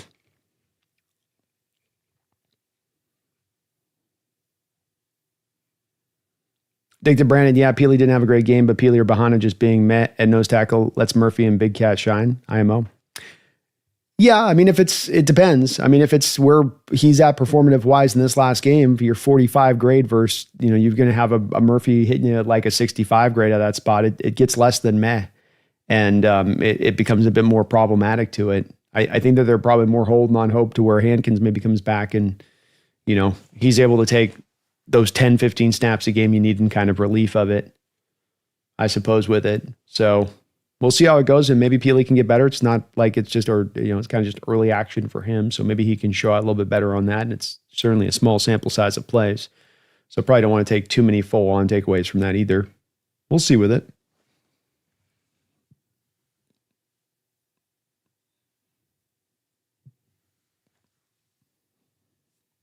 And again, if you got questions for the Hawks Nest, just put Hawks Nest, Brando, B, whatever. Is this Robbie Oates pancake block?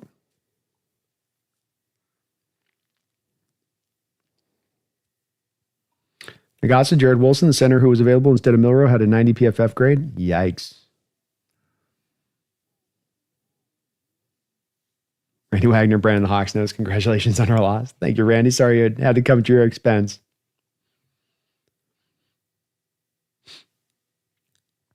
Jeff Logan, Techno Beat, oots, oots, oots. Oh, yeah, I got you.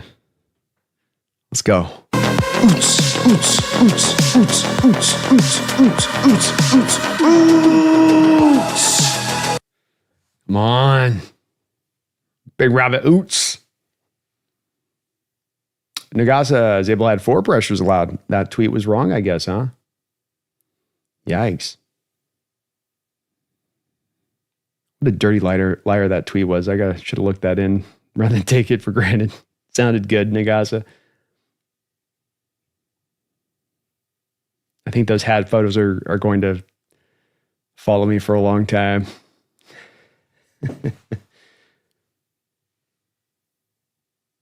Yeah, the Buccaneers are dealing with a lot of injuries, Catalyst. You're right about that. They just lost Kalijah Cansey for the year with a torn pec.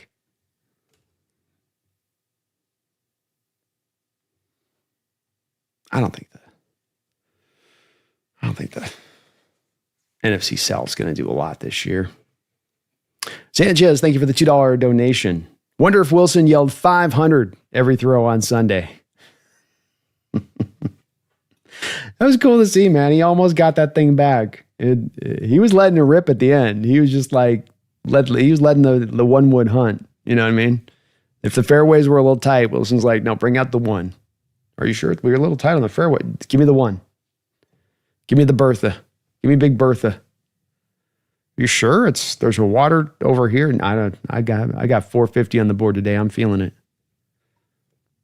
Would have been so cool if he could have closed that out.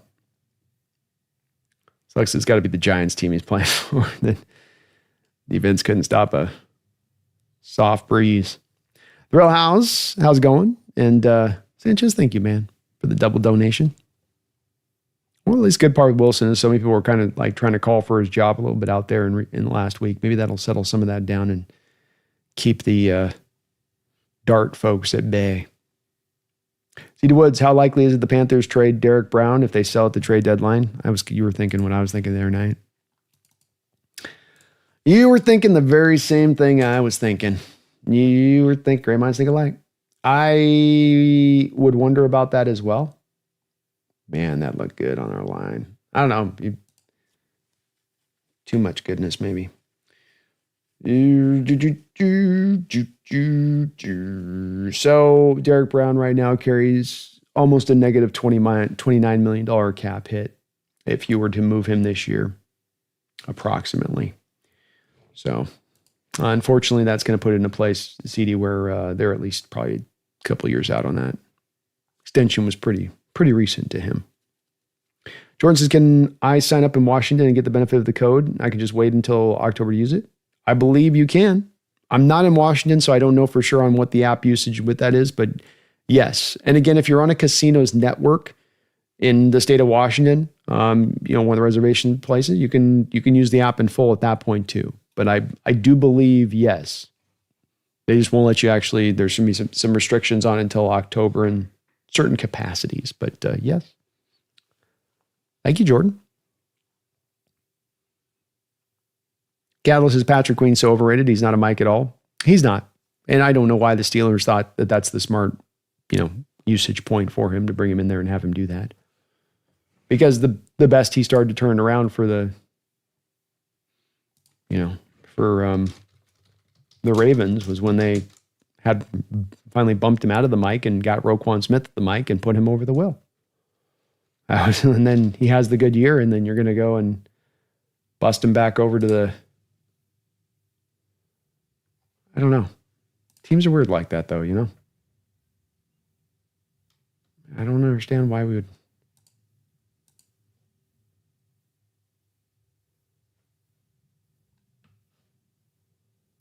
Even Mike talked about it. They didn't do the Will Mike ubiquitous thing between Roquan and Patrick when he was there. Like, you got Patrick was the Mike, then Queen got the Will. I think Patrick's a decent Will. I mean, he showed he can do the sideline to sideline stuff in this game and get to the edges of the run plays, especially wide zones, pitch plays. I mean, he can defeat the hell out of those things. But he is not a Mike. He's not physical enough. He's more of a chase in space kind of player. Yeah, he's not a pure gap discipline. That's the nice thing about the Will is the Will sometimes does get a little bit more ability to just kind of run free and not have to be guaranteed to take on the second level climbers as much.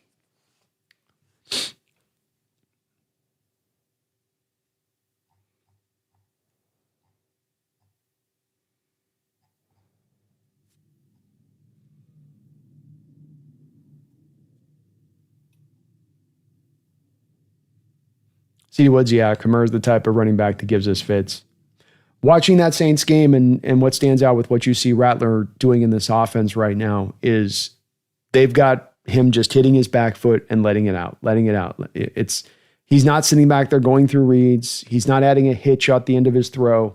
It's back foot and get the thing out of your hand. And so that's going to lead to a lot of the Saints, and you saw it in the game against the Niners, but it's going to be even more so in our game on display, which is work that running back, work Kamara, go throw him 10 balls in this game. And Mike McDonald talked in this press conference today about the fact they need to clean that up and get tighter on that stuff. And frankly, they got better on it in week 2 from where it was week 1. It was really only the Jalen Warren breakout run on the catch that was really the one and that was kind of a broken play.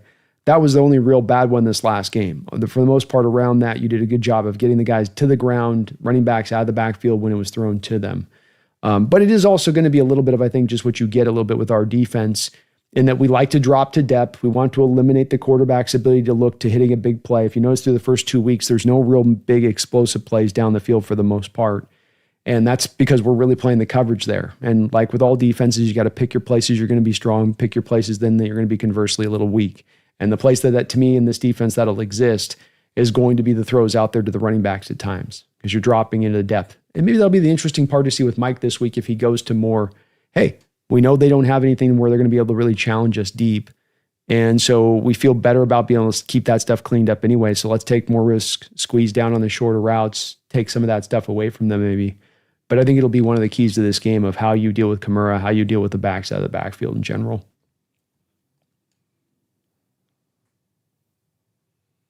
King Bomber Brando, do you know what the condition is on the Mike Terrell pick? Haven't found it anywhere. I would estimate that it is that he's got to be on the active roster. I haven't seen the details of it, but usually this type of trade is he has to remain on the active roster for either the full season or a certain amount of games within the season. I believe that that's the usual prerequisite, but I didn't see the details either. AI? It's AI. I changed my name. Oh, okay. Burn those pictures of me in a hat, please, AI. Please. It took my moderator wrench away. I'm good at getting bots. I'll get you hooked back up, man. I can't do it on the live thing, but we'll get you figured out.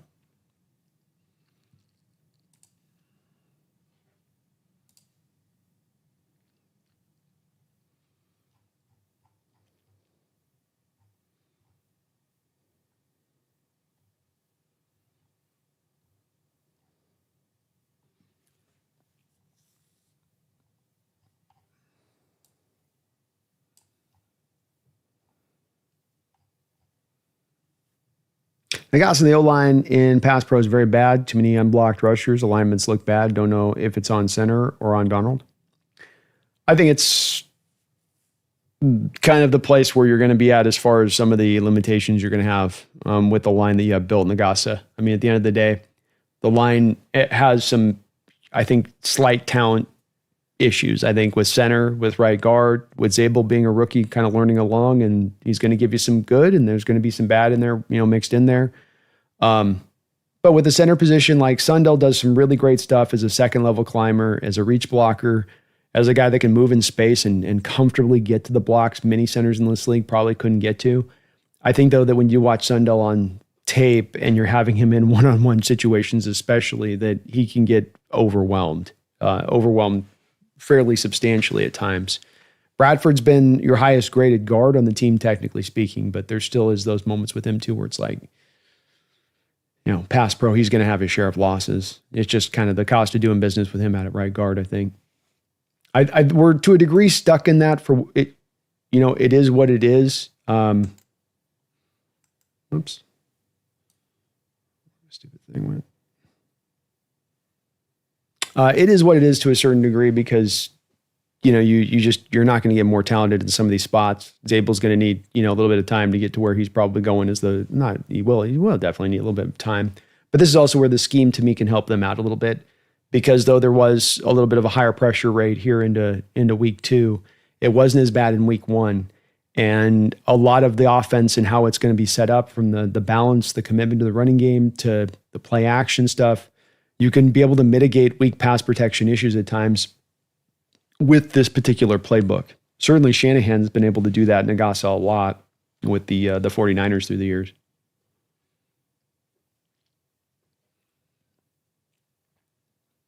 Larry Williams, the Seahawks defense is tough. I was looking at the rest of the game in the season. I believe the defense will keep us in every game. Well said, Larry. That's how you're leaning. And that's been the early trend of what they've shown off here to begin this season off, is that they are as good as we kind of thought, I think, that we thought they could be, and that they can lead this team. It's by design. It's by the investment you put into that side of the football.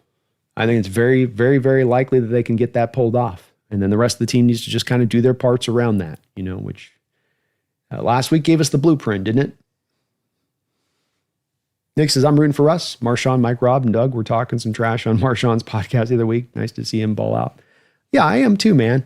It's been a tough end. This hasn't been an easy road for Russ. No matter what you think of Russ, where you might be with him, and there's a lot of people who still love Russ, and rightfully so. He should be revered in this fan base. And he's had a hard roll through this. He wanted to be traded. He deserves this. And he's got, I think he's kind of taken his penance a little bit here. He's taken the pain, and it's a bit like, he's at that spot where, if he was able to find a little bit of some footing here at the end of his career, it'd be kind of cool. And it'd be tough for this to be kind of where the finishes come from with it on that. And so, I am too. Catalyst says Wirfs is out. Barton is forced to play left tackle. Godecki got hurt, and when he should have been held out. Now Mock is out for the year. Yikes! Ooh-wee. I didn't know about the Mock news. That offensive line has been the big driving force behind a lot of what's helped Baker. Certainly Mike Evans, Godwin, having those guys you can throw to has helped, but the offensive line in front of him being able to do what they've been able to do has been, the big aiding factor for him to help him, reinvent his game a bit down there. If all those guys are as beaten up, I think Wirfs is coming back. We'll see on Godecki, but Mock being out, and that's not good. Feed more Seahawks. Hawksnest. You see Devin Bush is playing good? I did, man. Devin Bush, down in Cleveland, I think, holding it down out there. So good on him. We gave him a run out here. We tried him. It wasn't the best. Feed me. You know what I mean? Cody Mock out for the year. Yeah, that Buccaneers team, you could say, before you get to any other positional group on that team, even as good as their defense is, even as good as their wide receiver core is, that's a team that leads, before even Baker, I would say. That's a team that's led with that offensive line and the investment and how good they've made that offensive line by hitting on some of the picks that they have. So if they're going to be down a couple of guys on that changes a lot of the outlook of their offense, and it becomes a lot less dynamic to me. You're not seeing Baker at that point putting up 41 touchdowns over the course of the season. You're going to have more in kind of the high 20s, maybe range of things. Interesting. Sanchez, thank you for the $10 donation. Sanchez, I appreciate, man, all the support today. Very, very kind of you, brother, as well as being a member of the channel. Breakdown on the offensive difference week over week, focusing on offensive line play, please. Breakdown on offensive difference week after week, focusing on offensive play, please. Well, I think that the big thing that stands out to me, I think in this game, when you look between the two different weeks, I think that you ran a lot of similar stuff in the rushing attack. There was inside, outside. There were pitch plays. You had pitch plays out of shotgun. It was a very diverse rushing attack in what you threw at the Steelers this week. I think some of what was driving this week, as far as the difference goes, Sanchez, between the first 2 weeks is going to be that the Niners ran a lot more, to me, stacked boxes. Steelers might be willing to blitz more, but they're going to kind of blitz post snap and try to surprise you. Whereas the Niners are going to stack up the box last week a lot more often and then drop into coverage, only be bringing forward, do a lot more of what we kind of do at times when we want to stack up the boxes, but they're just more committed to stacking the boxes. So it seemed like with Kubiak last week that drove him to go to more shotgun-based looks and operate his offense from within shotgun more often. And of course, we saw that had some less than positive effects, especially because you were not using play action at all. Just to see where we are at from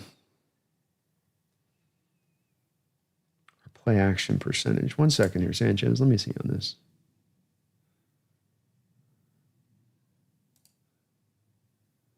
There we go. So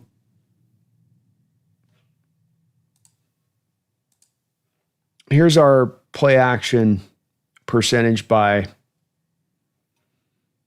move it over here so you can actually see it. Here's the play action percentage right here. And the Los Angeles Rams are running the highest play action percentage in the league through 3 weeks. Indianapolis Colts, Green Bay Packers, Chargers, Lions. Some effective offenses in there, some less effective as you get to the bottom 10 there.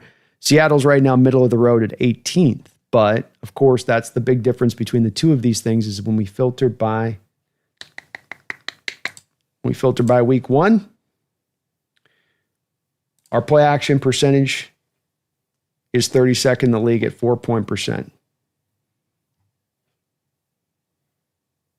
So that's not ideal. But then when we come back for week two, our play action percentage was 7th. So you guys are seeing that. Let me show this, the 30. So that's there, 7th. That's week two. Week one, you probably couldn't see it before because I was not paying attention. Look at Seattle all the way down here. There we go. That's week one right there. All the way down at 4.2%. Only the Saints, Panthers, Bills. No, you ran less than them.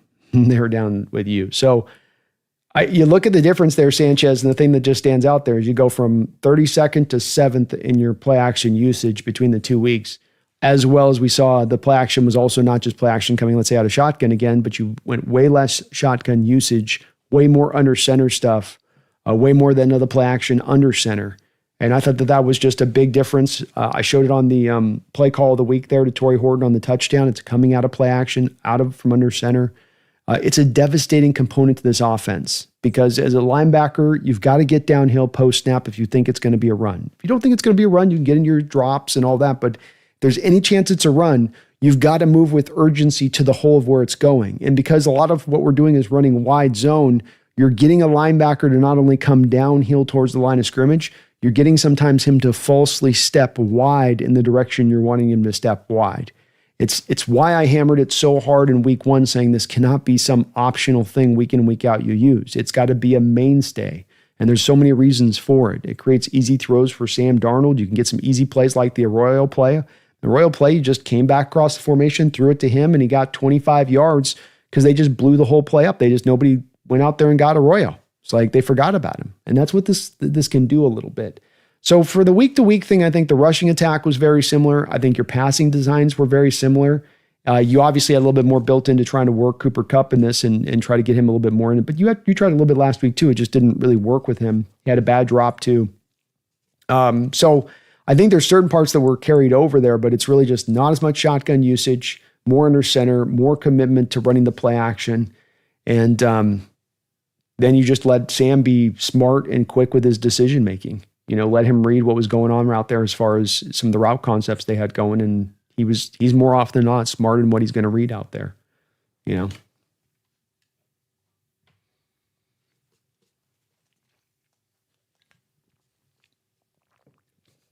I'll try to focus a little bit if I can on these on O-line play here or there.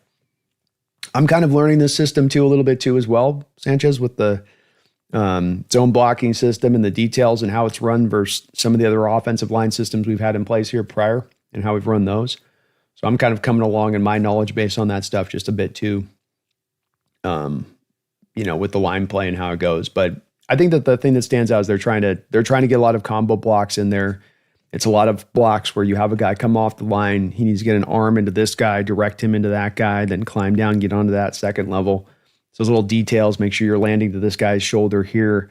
And you've got like 3 details you're hitting within the play sometimes. And it's got a bit of degree of difficulty for offensive linemen if they're not used to running that many details. Seeing how we haven't done it recently, that it's going to be understandable if it's going to take us a little bit of time to learn those things and, get them kind of all ironed out. But I'm kind of still learning on that stuff too with this system, because though I've watched it for years with Shanahan and other coaches come through, we haven't really tried to ever run this sort of detail-centric stuff either. And so it's taking a little bit of time to kind of, figure it all out and what I'm watching, what I'm seeing too.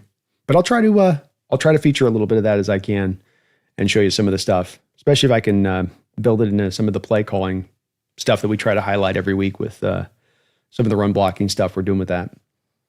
Great suggestion, man. And thank you, Sanchez. Appreciate the donos.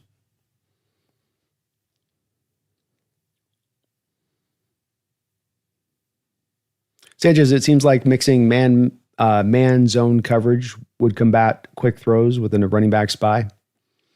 Yeah, you can definitely, I think, because that's what the offenses are oftentimes doing, is they're anticipating you going into the zone drops. And a lot of times you're going zone drops, the linebackers, and you're peeling them to the middle of the field, especially to try to take away that middle of the field throws. And so now when you have the running backs go out wide for the swing routes, not only have the corners dropped to depth, oftentimes they're at like a cover 3 depth on the outside with the corners. The linebackers go to depth into the middle of the field. Now those swing routes are going to be open if you're thinking about it from the standpoint offensively of, we're not throwing this swing route necessarily to go get us 80. I like the Jalen Warren play was great for the Steelers, but that's not what they're counting on there. It's more of you throw it to the guy and can he go get you 7 or 8 yards and go give me that 8 or 9 times over the course of a game. And suddenly you've stacked up a productive day as a running back out of the backfield if you can put that kind of game together. And we saw Christian McCaffrey week 1 do that to us, Sanchez and Warren. They tried to kind of replicate a little bit of that last week. We did a bit better job at being a little tighter, I felt like, than we did with McCaffrey, where there were some times with McCaffrey, especially Witherspoon had a couple moments where he was a step slow in getting out to him and getting on top of it in coverage with that. But that's going to be the part where it'll be interesting from a strategy standpoint. Does Mike, he's got to have that itch a little bit here to want to kind of compress things and try to maybe strangle a little bit of what that Saints team wants to do and force Rattler to be in a position of, hey, can you push the ball down the field on me?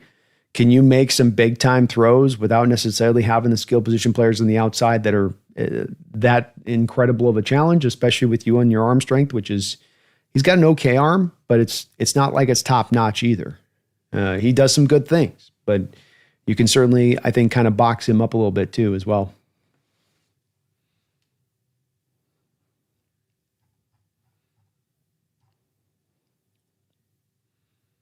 Jordan says, I'm kind of wondering if Trent really is back to being himself, or was it just faced an edge rusher that isn't as good as Mafe? Yeah, the Saints aren't as good off the edge. Cameron Jordan's still kind of getting it done, but I mean, he's ancient. But they're not particularly dynamic. They don't have right now Chase Young working off the edge right now. I don't think of it as much of a challenge. We'll see. He's probably somewhere in the middle from the week 1 to this last week performance as far as where he really is at. Catalyst, I don't know how the Saints defense will fare, but I know they've called cover zero a lot the past 2 games. Yeah, they have. Interesting to call it too as much against a team like the Niners last week, and maybe some of the reason why you saw Max able to do so much, because you're going to have teams like the Niners and the Seahawks that are kind of come out in more of those heavier fronts, more of the 21 and 12 personnel. So now when I run play action off of that, if I go max protect and you're bringing cover zero, I can expose that, because I may not have a lot of guys running routes, but they're going to have a lot of green grass to work with to get themselves free in coverage. So the Saints running it and their commitment to running it, I think is much, not because it's like some great centerpiece point of strategy that they want to run. It's more kind of back to the other point that was brought up above about, Trent Williams being back. They know that they don't have the pass rush on its own to go and generate pressure, so they've got to force the action.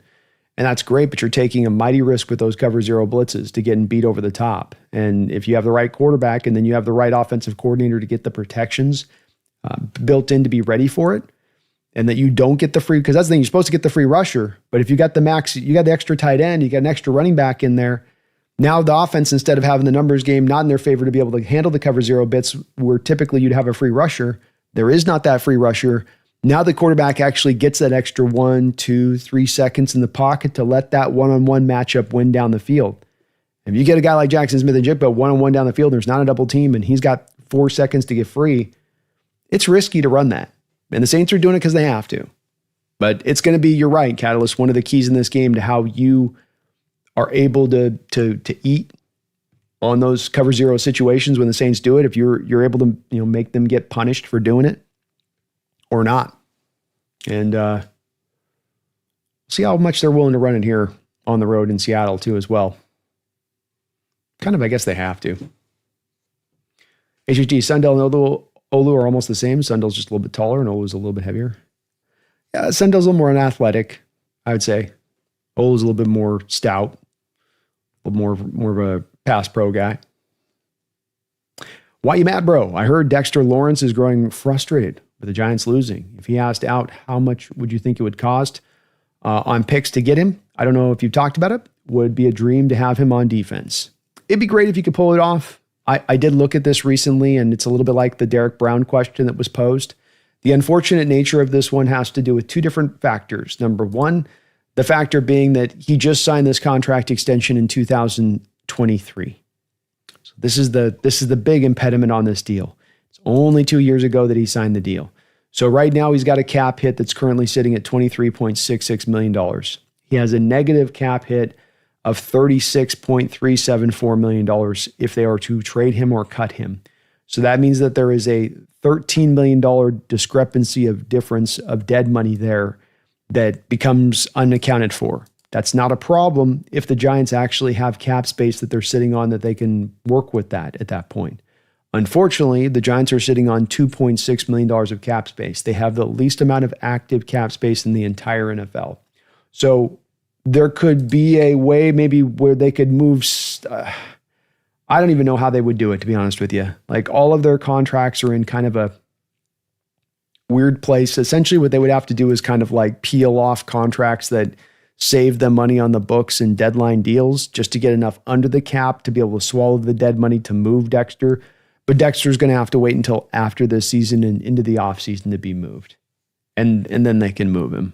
And then as to what the cost will be at that time, probably does depend a little bit at that point, why you mad, bro, on where his performance is at this year. Coming off, again, having a season last year that was kind of almost all the way lost to injury. But the good news is if you do trade for him, he's got 2 years remaining left on his deal after the season. So you are able to have still 2 more years of club control over the top of him, at least at that point. But I can't see the Giants finding a way to be able to swallow that amount of dead money with where they put themselves in the cap position that they're in. I would jump on him if you could. If cap wasn't an issue, or the Giants were just like, look, we'll find a way to eat the dead money and you just make the trade for him, you're probably moving like a first and a second round pick to get him. Somewhere in that neighborhood, I would say. Might cost you a player kick in of some type too. Game Bomber 16-1 incoming. He says Texans, Bucks, Commanders games have all become winnable. So, yeah, they look a little easier than they did maybe at the onset, to your point. Derby, Indianapolis Colts rookie tight end Tyler Warren has a toe injury because he played 66 of 71 offensive snaps, 93% of the team's offensive plays during their Week 2 game against the Denver Broncos. Woo-wee. They're riding on the back of that rook, aren't they? Baker looks good, AI. Yeah, he's playing well. Catalyst, when Witherspoon manned up CNC last year, it worked wonders. The problem was missed tackles in the flat in our first game, and receiving backs like CMC and Warren could get yak efficiently.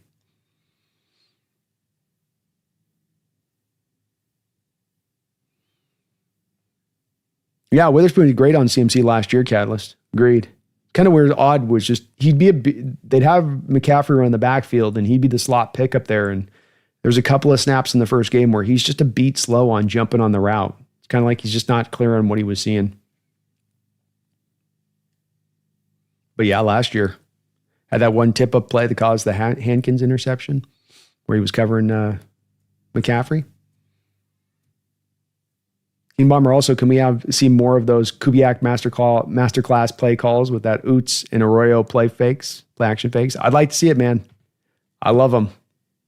They're beautiful things. There's nothing sweeter in the game than giving a quarterback nice, easy throw like that Arroyo throw. Just throw it 3 yards and let him go run 20. Jordan says, I don't know if the amount you use play action matters to a degree, but it's how you use it. Well, I think if you're in a league least amount of use in it, Jordan, it probably starts to factor into it mattering a bit at that point, because you're not utilizing it as a common component of your offense when it's built in systematically to be a common component of your offense.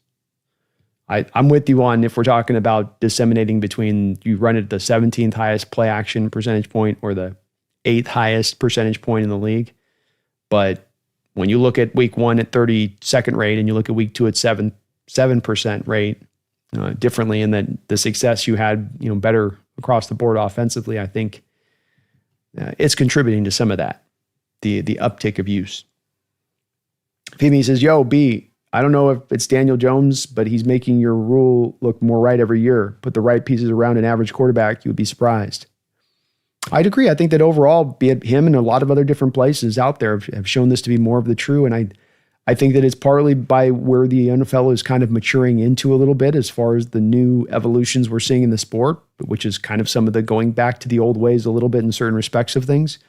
And that's maybe a bit of why this is driving this way, is it's becoming more balanced. It's becoming the running game factoring in. It's becoming more of the supporting parts factoring into wins and losses now, maybe in the area that we're heading into right now. But yeah, I mean, he's showing you through the first couple games. We'll see if he can continue with it.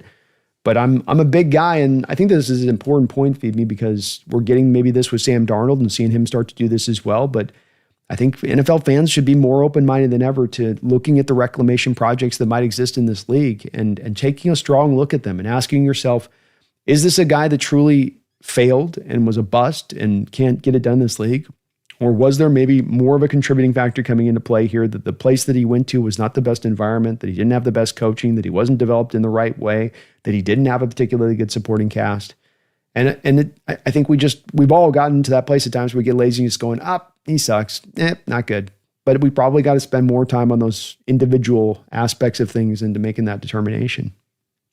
If we're trying to look at it right, especially if maybe in Schneider's case, and what I think he's doing is seeing a market opportunity. Everybody thinks like this towards this position, and they're kind of being silly about it. Let me look and think about it with a little bit more of an outside the box mentality to it.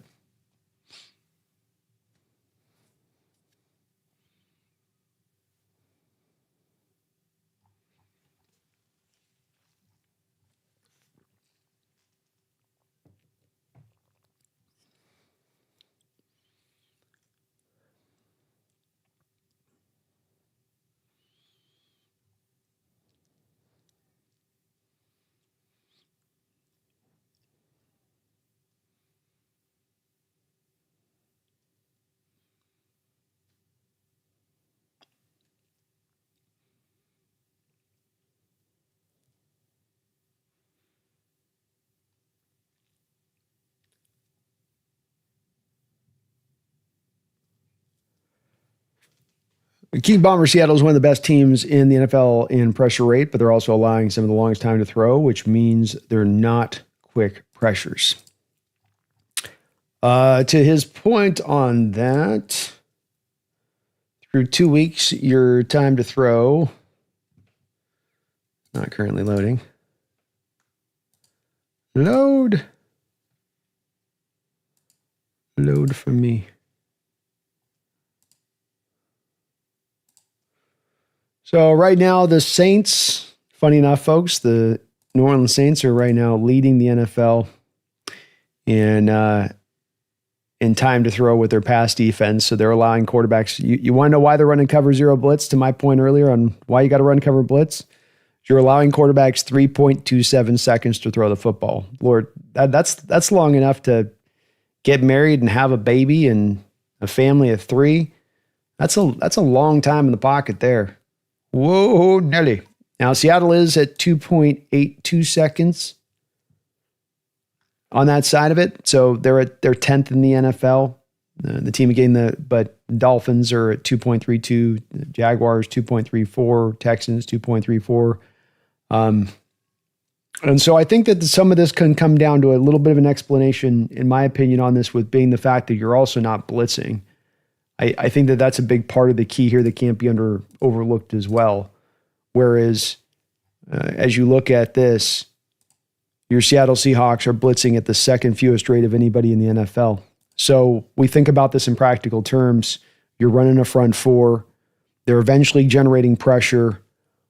Quarterback's holding on to the ball, but partly he's holding on the ball because you got 7 guys dropping back into coverage, squeezing down passing zones. And because of some of the route pattern recognition stuff that McDonald has you do in this defense from a coverage standpoint, part of this has to do with some of the, I think, complex zone coverages you'll run at times, and being able to, where you can't confuse Aaron Rodgers with blitzes up front and trying to get him with stack boxes and stuff. He's seen all that. I think you can definitely, trip him out a little bit when you come to the coverages on the backside, getting rolled into certain directions of things, especially when you're talking about moving off those cover 2 shell alignments and driving into different things post snap with your safeties and corners kind of working different angles in that side of it. So they are top 10 in the time to throw overall with that. But I would also offer that's a bit of when you're going to be that committed to rushing only 4 guys at all times almost, that's kind of something you might expect as well. I mean, unless you're just, I don't know. That'd be a hell of a defense that could be able to rush with the front 4, never blitz, and then be able to be also a top 10 team at the least amount of time to throw, and what they're doing with that. Because you look at the time to throw on some of these other teams, and I feel like that a lot of them are a little bit more blitz heavy. But we'd have to dive into that to see what the reality is on that one.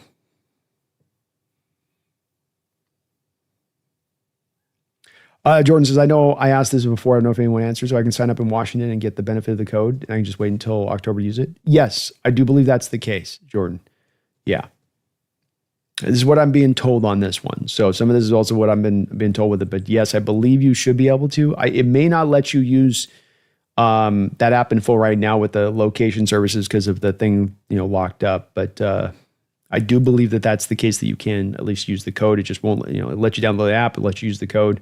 It may just not let you put the picks in Washington until October on that.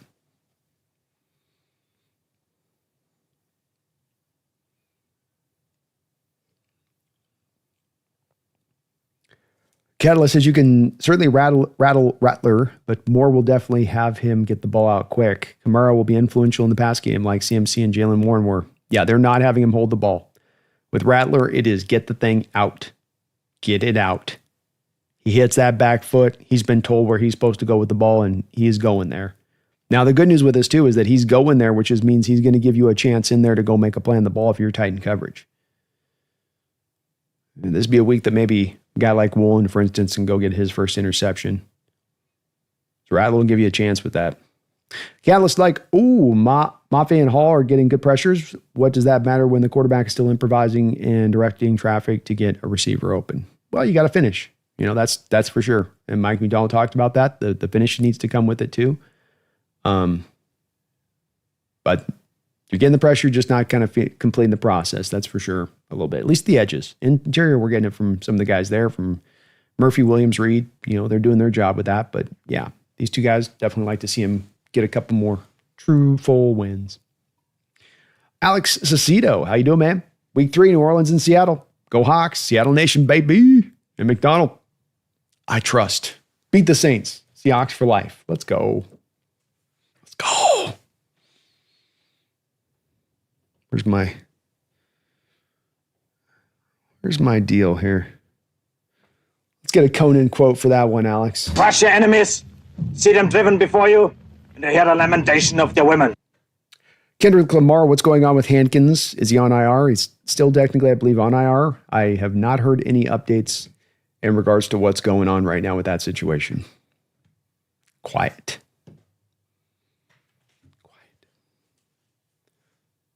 Jordan says, I wasn't talking about our play action rate. I just meant in general. Oh, okay. Yeah, that makes sense. Definitely not looking to, you got to run it like 24/7. Just that you got it mixed in, like a garnish.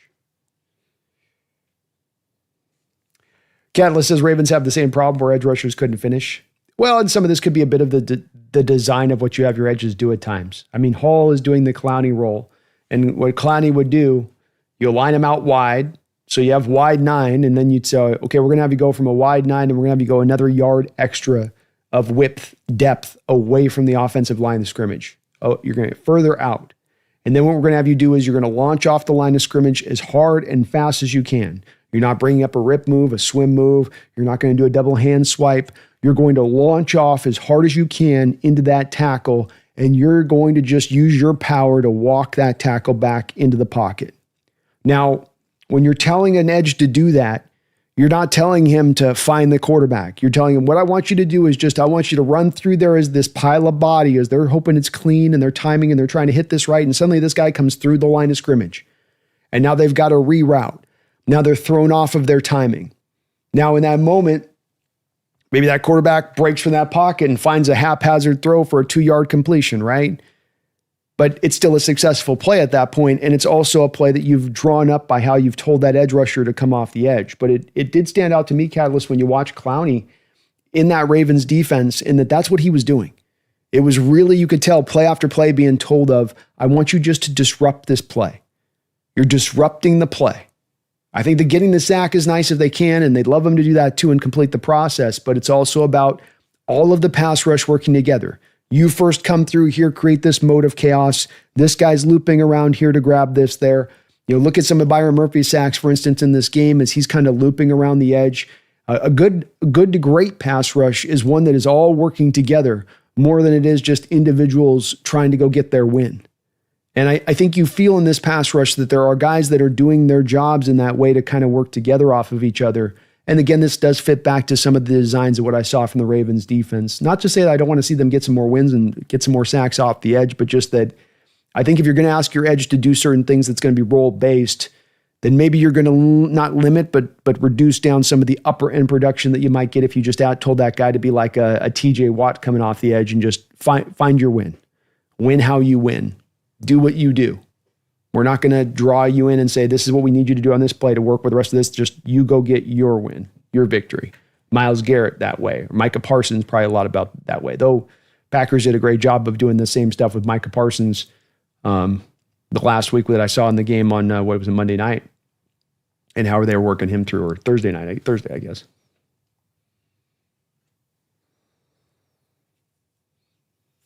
Jordan says 31-10 sounds reasonable.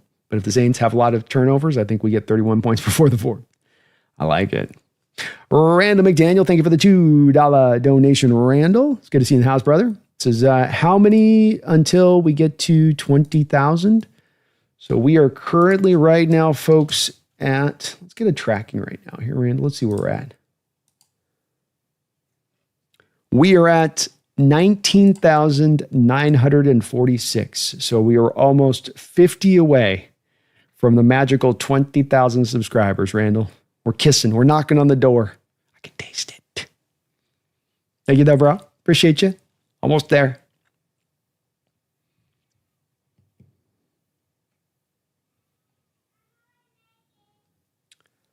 Randall, thank you for the $2 donation. He's with me. He says, long time to throw, probably from Russian 4. Exactly. You blitz at the second fewest rate in the NFL, and Fred 4, even a dynamic 4, getting pressure. 4 going up against 5, plus sometimes a running back. 4 going up against 6 is going to mean those guys sometimes are going to take a little bit of time to get there at that point, even if they're really good at it, even if they are getting some fast wins in there. Jordan says, I still think the Jaguars are a playoff team this year once the offense settles down. Jordan's in it. Duval. They could. That division's kind of open right now, too. Herbside Haynes is to me another LJ Collier. I feel he'll never do anything big, just take up a roster spot. It's very possible on that one. I can't kick out the legs of that one. It's possible. Bro cannot move. You might as well play 7 guys in coverage and try to get pressure with the 4. Yeah. It's been successful so far. I'm okay with sticking with it. And we know Mike's good. The nice thing about Mike, unlike a little bit, this isn't shade at Coach Carroll, but the reason that I'm okay with this front 4 dropping 7 into coverage where I wouldn't have been with Carroll is, number one, you're disguising your coverages on the back end. You've got the effective horses up front. Unfortunately, Carroll didn't have this kind of defensive line over the last probably 8 years of his time here as far as talent, ability, and all of that. So, that's another part of it is you actually have the horses up front to trust your front 4 with this. But also the understanding that Mike McDonald has in his playbook the ability to dive into stack boxes, to bring out the blitz game, to run man press on the outside, that he's going to be driven by what he needs to do against an opponent, whether or not he does that. So you're facing a Rodgers this last week, for instance.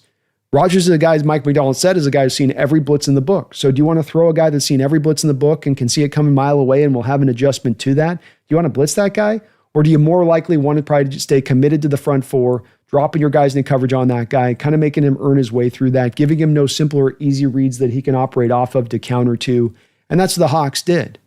So that's what you want, to me, the smart defensive coach to do, is to take every individual opponent, take them and evaluate them onto what they are strong and weak against, and then you attack that way. And then you're driven by that. And then the key is you as a defensive caller have that full gamut that you can run so that you have an answer for every individual offense that you're going up against.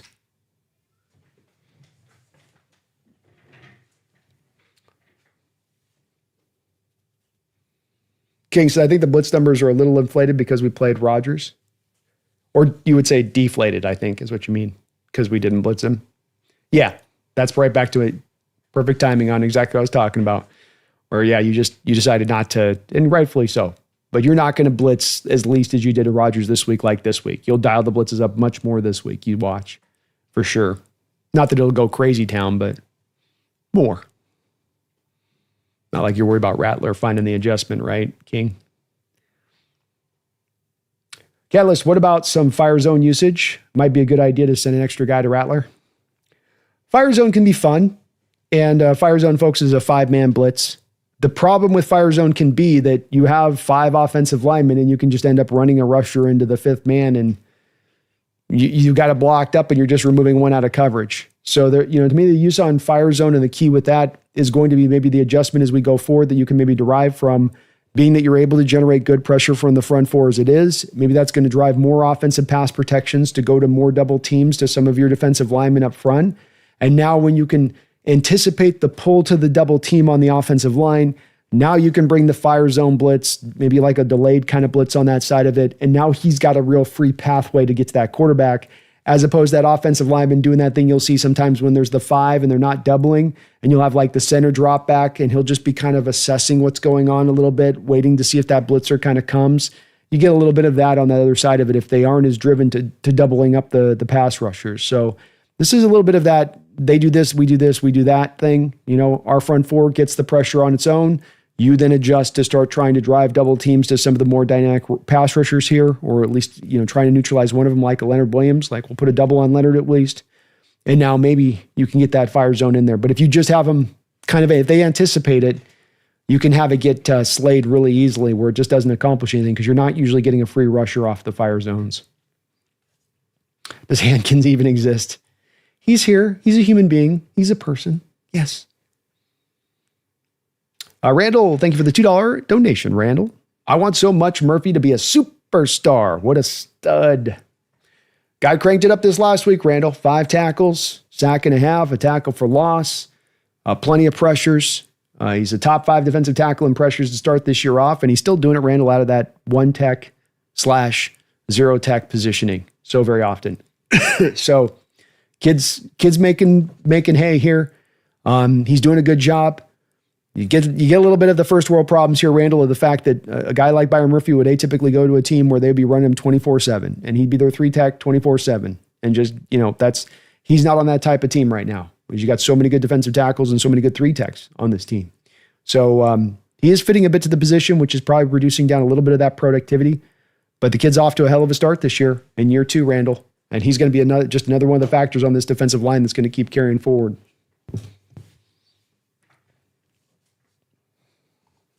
Thanks for the donation, though. Appreciate you. HHG, do you get a play button B if you hit 20K? I think it's only if you hit 100. I think it's only if you hit 100K. I don't know about the play button. I don't know. It's a good question. Probably need to look into that. Gibson says, I hope we can break through soon and escape mediocrity. Me too, Gibson. I think we're going there, man. I think they're heading that right direction, and it might be this year, but they are heading in the right spot to get there. Catalyst, that might have been Clowney's most productive year. He was really damn good. We went 3-6 at home last year. I blame the changing identity in the 12s, where they are not as intense and into the game. People sitting, munching on giant hot dogs, not watching, irritates me a lot. Yeah, you speak to it as being where it's accurately at. I can't add anything on top of it, Catalyst. The home situation is what it is, and we can't do a lot, it would seem, to change it. I wish it wasn't in the place it is. It is. Hopefully their team can take some steps, or that something can happen here to kind of dislodge it from where it is at. The part that you speak to is maybe the part above all else that I don't get. I can get the cost. I can get, hey, it just cost me too much to go down there. Tickets are this. I can't pay that. I'm not going down there for that. But the one that I don't get is when you're in that stadium and you're looking around at your fellow fans and you're looking at people that are, like you say, just too busy stuffing their face throughout the whole course of the game to get up and contribute and help and scream and be a part of the action. They're just watching like they were watching on TV at home. And hell, I'm louder at home watching on my TV than they are in person. And it irritates the hell out of me too, because I don't understand why they didn't get the memo on this is what we do here. Why are you too good for it?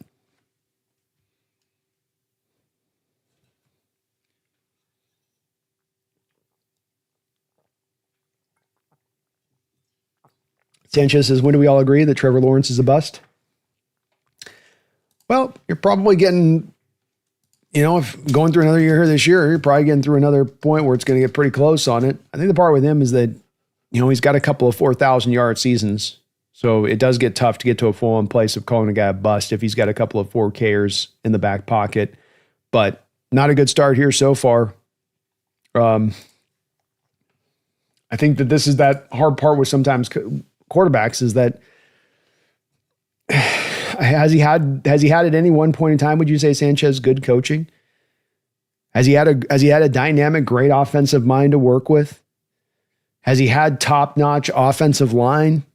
I mean, you're watching last week with Robert, I know, for instance, Sanchez, he's had a couple of years of just terrible problems with his receivers just catching the ball. Like one year where the drops were insane. And then you have Brian Thomas in this last game, like suddenly getting scared of getting hit. Like literally, like I'm not talking alligator arms, but just outright looks like he's absolutely scared to death of any kind of contact suddenly. And I mean, that's not then Lawrence's fault on some of those drops where you're like, I think for me with bust to me is you didn't do anything.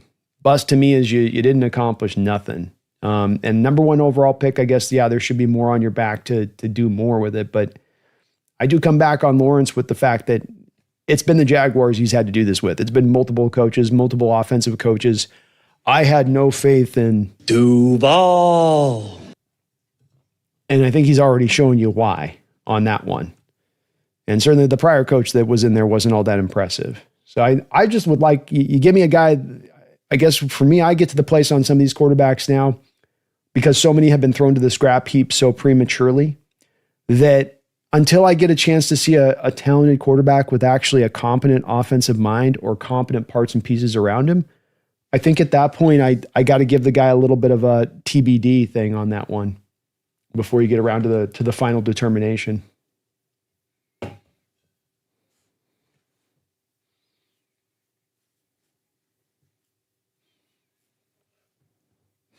Huey's out on Sunday. He says, I knew Sunshine was a bust from day one. Not a bust, really, just not special in May, like a lot of their quarterbacks. Yeah. I'll definitely say he's not been impressive necessarily, but Catalyst is fair point, Brandon. Maybe need to build double teams before calling those. I like fire zone blitzes. I do, Catalyst, but that's my key with it, because we would run it a lot of times with Coach Carroll at the end, and rather than embrace, he didn't want to blitz, so he kind of like his adjustment to blitzing at the end sometimes would be the fire zone blitzes to nowhere. And you'd just be running a linebacker into the fifth offensive lineman who's standing right there ready to catch him. Like, yeah, come on. We're not doubling anybody on this line. But I do think you're onto something where the second that you have an offensive line post-snap commit to a double team in an unconventional way, I mean, I'm talking unconventional being that, you might have a conventional being, we're going to double team the one tech who's already between the shoulder of the center and the guard anyway. It's real natural for us to do this even in pass pro. I'm not talking about run blocking, but in pass pro. And then you start to get them in a place of going, we're having an issue with Leonard Williams out here at the 3 tech, so what we're going to start to do is, now really on pass plays for sure, we're going to drive out that center over to the guard on that side. And now, of course, you're giving guys like, Byron Murphy one-on-ones, but now we've got essentially, if you count the 2-for-1 on that to Leonard Williams, so he's taking the 2 to the 1, and then you've got the other guys kind of one up all along the line on that point. Now you can get those gaps to run that fire zone through. And I like it most on the delayed blitz. Get the offensive line to set the pass protection up, give it to have it that one little beat there, and then bang, you hit the trigger and go a little bit. But I like it. It can work. It can be effective.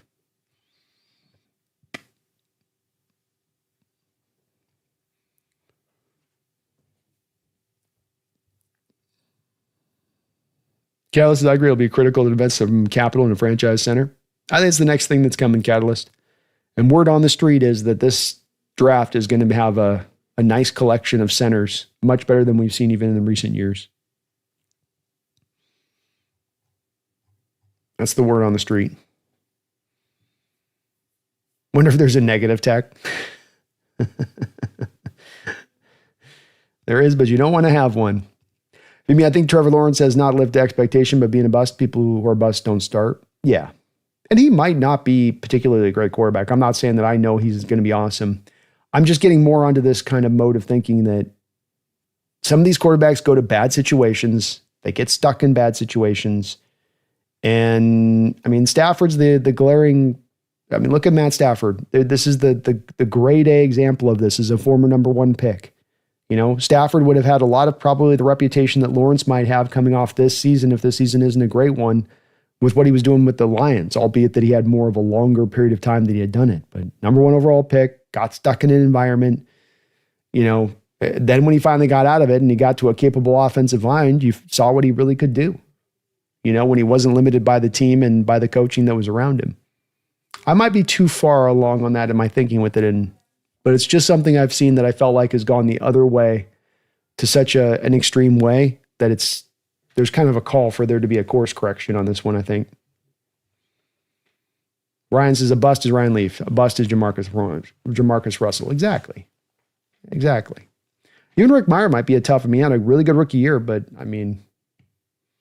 Rick, you probably, it's close. It's close there.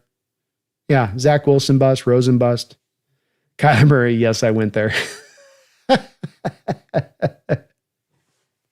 Hey, I'm not a big Kyler guy either, so you know what I mean?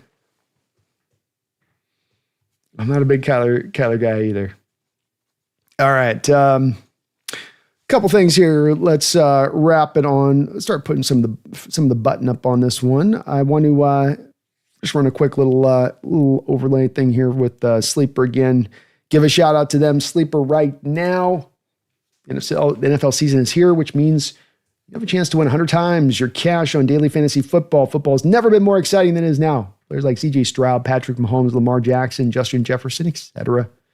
Pick on stats for these stars like touchdowns, passing yards, receiving yards, fantasy points, and more for up to 100-time payout on Sleeper. Get your picks right, and you could win big. Use promo code NEST. That's NEST. Use my code today. Get a matchup up to 100% of your first deposit up to $100 using that code NEST. And download the Sleeper app today. Terms and conditions do apply. See Sleeper's terms for use and conditions. But thank you to Sleeper for sponsoring the show. And if you got to look at the last couple questions on in here, we'll roll through a little bit on that. Letting you guys know as well, we've got a couple tickets here remaining. I don't know if anybody's got a chance to, but we're a couple weeks out here from getting the event put together for the LA event here in about 2 weeks or so. I'm going to be going out to LA for a Niner-Ram game there as part of the NFC West Roundtable. Again, if you didn't get a chance, we had a great show last night on the NFC West Roundtable, different from this channel as a show that we do. Hooking up with those content creators. So I'm going up to LA, doing some tailgating, some pre-party stuff, some going to the game stuff and all that. Get a chance to hang out with those guys, which I'm really looking forward to. So we've got a couple tickets left on that. Please reach out if you got some interest on that side of it. Again, I did mention too, we've got every week the NFC West Roundtable. Just want to give a quick little plug out to this because if you haven't had a chance, really cool show I do every week out there. And I've been really enjoying it. So let me give you a little quick little bit on you guys for that. Welcome to the NFC West Roundtable, a weekly live show featuring top-tier insight and analysis on all things NFC West from the best creators in the division, including Los Angeles Rams creator Jake, San Francisco 49ers creator Jesse, Seattle Seahawks creator Brandon, and Arizona Cardinals creator Mike. Catch the NFC West Roundtable every Tuesday at 9 p.m. Eastern on the NFC. Check it out. NFC West Roundtable every week, 6 o'clock Pacific Standard Time. Doing it every Tuesday. And again, looking forward to that event here in a couple weeks. Tomorrow, we've got the B&B show lined up for you guys. We're also going to be setting up a call-in show tomorrow. So if members of the channel, please do be on the lookout on your community post. 5 o'clock tomorrow Pacific Standard Time. We're going to be doing a call-in show. So I'll get that posted tonight just after the show to your community post. As well, if you're a member of the channel, we're going to got the PFF scores out there this last Monday. Going to keep that out to you every Monday on that side of it. Usually we're going to do Thursday Night Football, but this Thursday Night Football, it's a bit of a stinker. So I was like, let's just do the call-in show instead because I don't even want to watch this game this week. I think we have Miami playing or something. Like, yeah, how about not? How about not on that one? So, we'll be back here tomorrow with a couple of shows lined up with you guys and, of course, be doing the play-by-play throughout all of Sunday. I thank you guys for rolling with me today for a couple of hours. If you guys can for me, hit that like button. Just helps me out. Helps me show up on the old algorithm. I really do appreciate it. So if you guys could for me on that, please do knock that on out over there. If you could, I would appreciate it. Whoever bet Geno threw 3 picks made bank. Boy, if you bet Geno was going to throw 3 picks in that game, yeah, you came away pretty good. You did all right on that one. Tough game there for Geno. Bobo, in my opinion, it was less painful to see a funny hat than a normal cap. Yeah, maybe it was. I don't know. It didn't feel like in the moment, but maybe it was. You know what I mean, Bobo? I was just traumatized by the whole event, so I was just basically lost at that point. I couldn't even make sense, heads or tails of what was going on. Did you see the 7 p.m. game at all, B? A little bit. The Geno and the Chargers one. It was a little bit of a painful watch, to be honest with you. It was a struggle for the Raiders team, and so I was kind of like a bit of a snoozer, check out. But that Raiders team right now, this isn't a surprise. Geno's going to a tough team, and Carroll's coming to a tough team as far as where the talent is on that offense. And they're going to have to get by this year. It's a building kind of situation there. It's not, they weren't going to light the world on fire this season. First play of the game, a pick. Yeah, didn't he do that twice here? I want to say you had at least one where he did it, I think, against the Raiders. And then you had one where it was almost, I think, a pick against like maybe the Broncos in week 1 of last year. I think, Geno's kind of like one of those starting pitchers in baseball that has to like give up a home run before he kind of locks it in sometimes. Sort of strange in that manner, I guess, but it's true. It is true. But thank you for checking out the show there on the roundtable there, Bobo. And thank you to all the folks, Randall McDaniel Sanchez. Appreciate all of the donations today. Very kind of you guys for dropping so many donos into the chat. Please do get subbed up if you can. We're 50 away from 20,000 subscribers here. Get us up over that spot. That's been kind of a big goal for the season. Really love to just shoot right past that mark if we can. I thank you guys for watching today. Our Seattle Seahawks were able to bounce back and give us a performance that was a lot more in alignment with what we were hoping we were going to see this year. We don't know if we're going to reach contender stage this year, if that team's got it in them in that way. But some of the parts and pieces really came together this last week, and the blueprint that you hope to have built up this offseason to play out during the regular season, week in and week out, played out. You got to see what you thought ideally could happen when things break in the right direction, and that is why you were able to then go out and still have 2 interceptions on the road, but yet still win comfortably into the fourth quarter. Because when all 3 phases of this football team are working together in the fashion they were this past week, that can lead to a team that can be dominant. That can lead to a team that can be contender. Because some of these teams will just have 1 part or 2 parts of their team that are really carrying the day and some third factor that's kind of holding them back or just getting by with. You could potentially have 3 factors here that are all either dominating or working on the plus side of it. So let's see if the Seahawks can build upon that this upcoming next week. Me and Brendan will be looking to do the preview tomorrow and getting into the depths of that with him at 12 o'clock Pacific Standard Time. So check us out there. Again, call and show tomorrow for members and patrons of the channel. So I'll be getting the link out to you tonight on that. Thank you guys for watching. Really do appreciate it. But I hope you guys don't you ever forget, don't you dare ever forget. Go Hawks.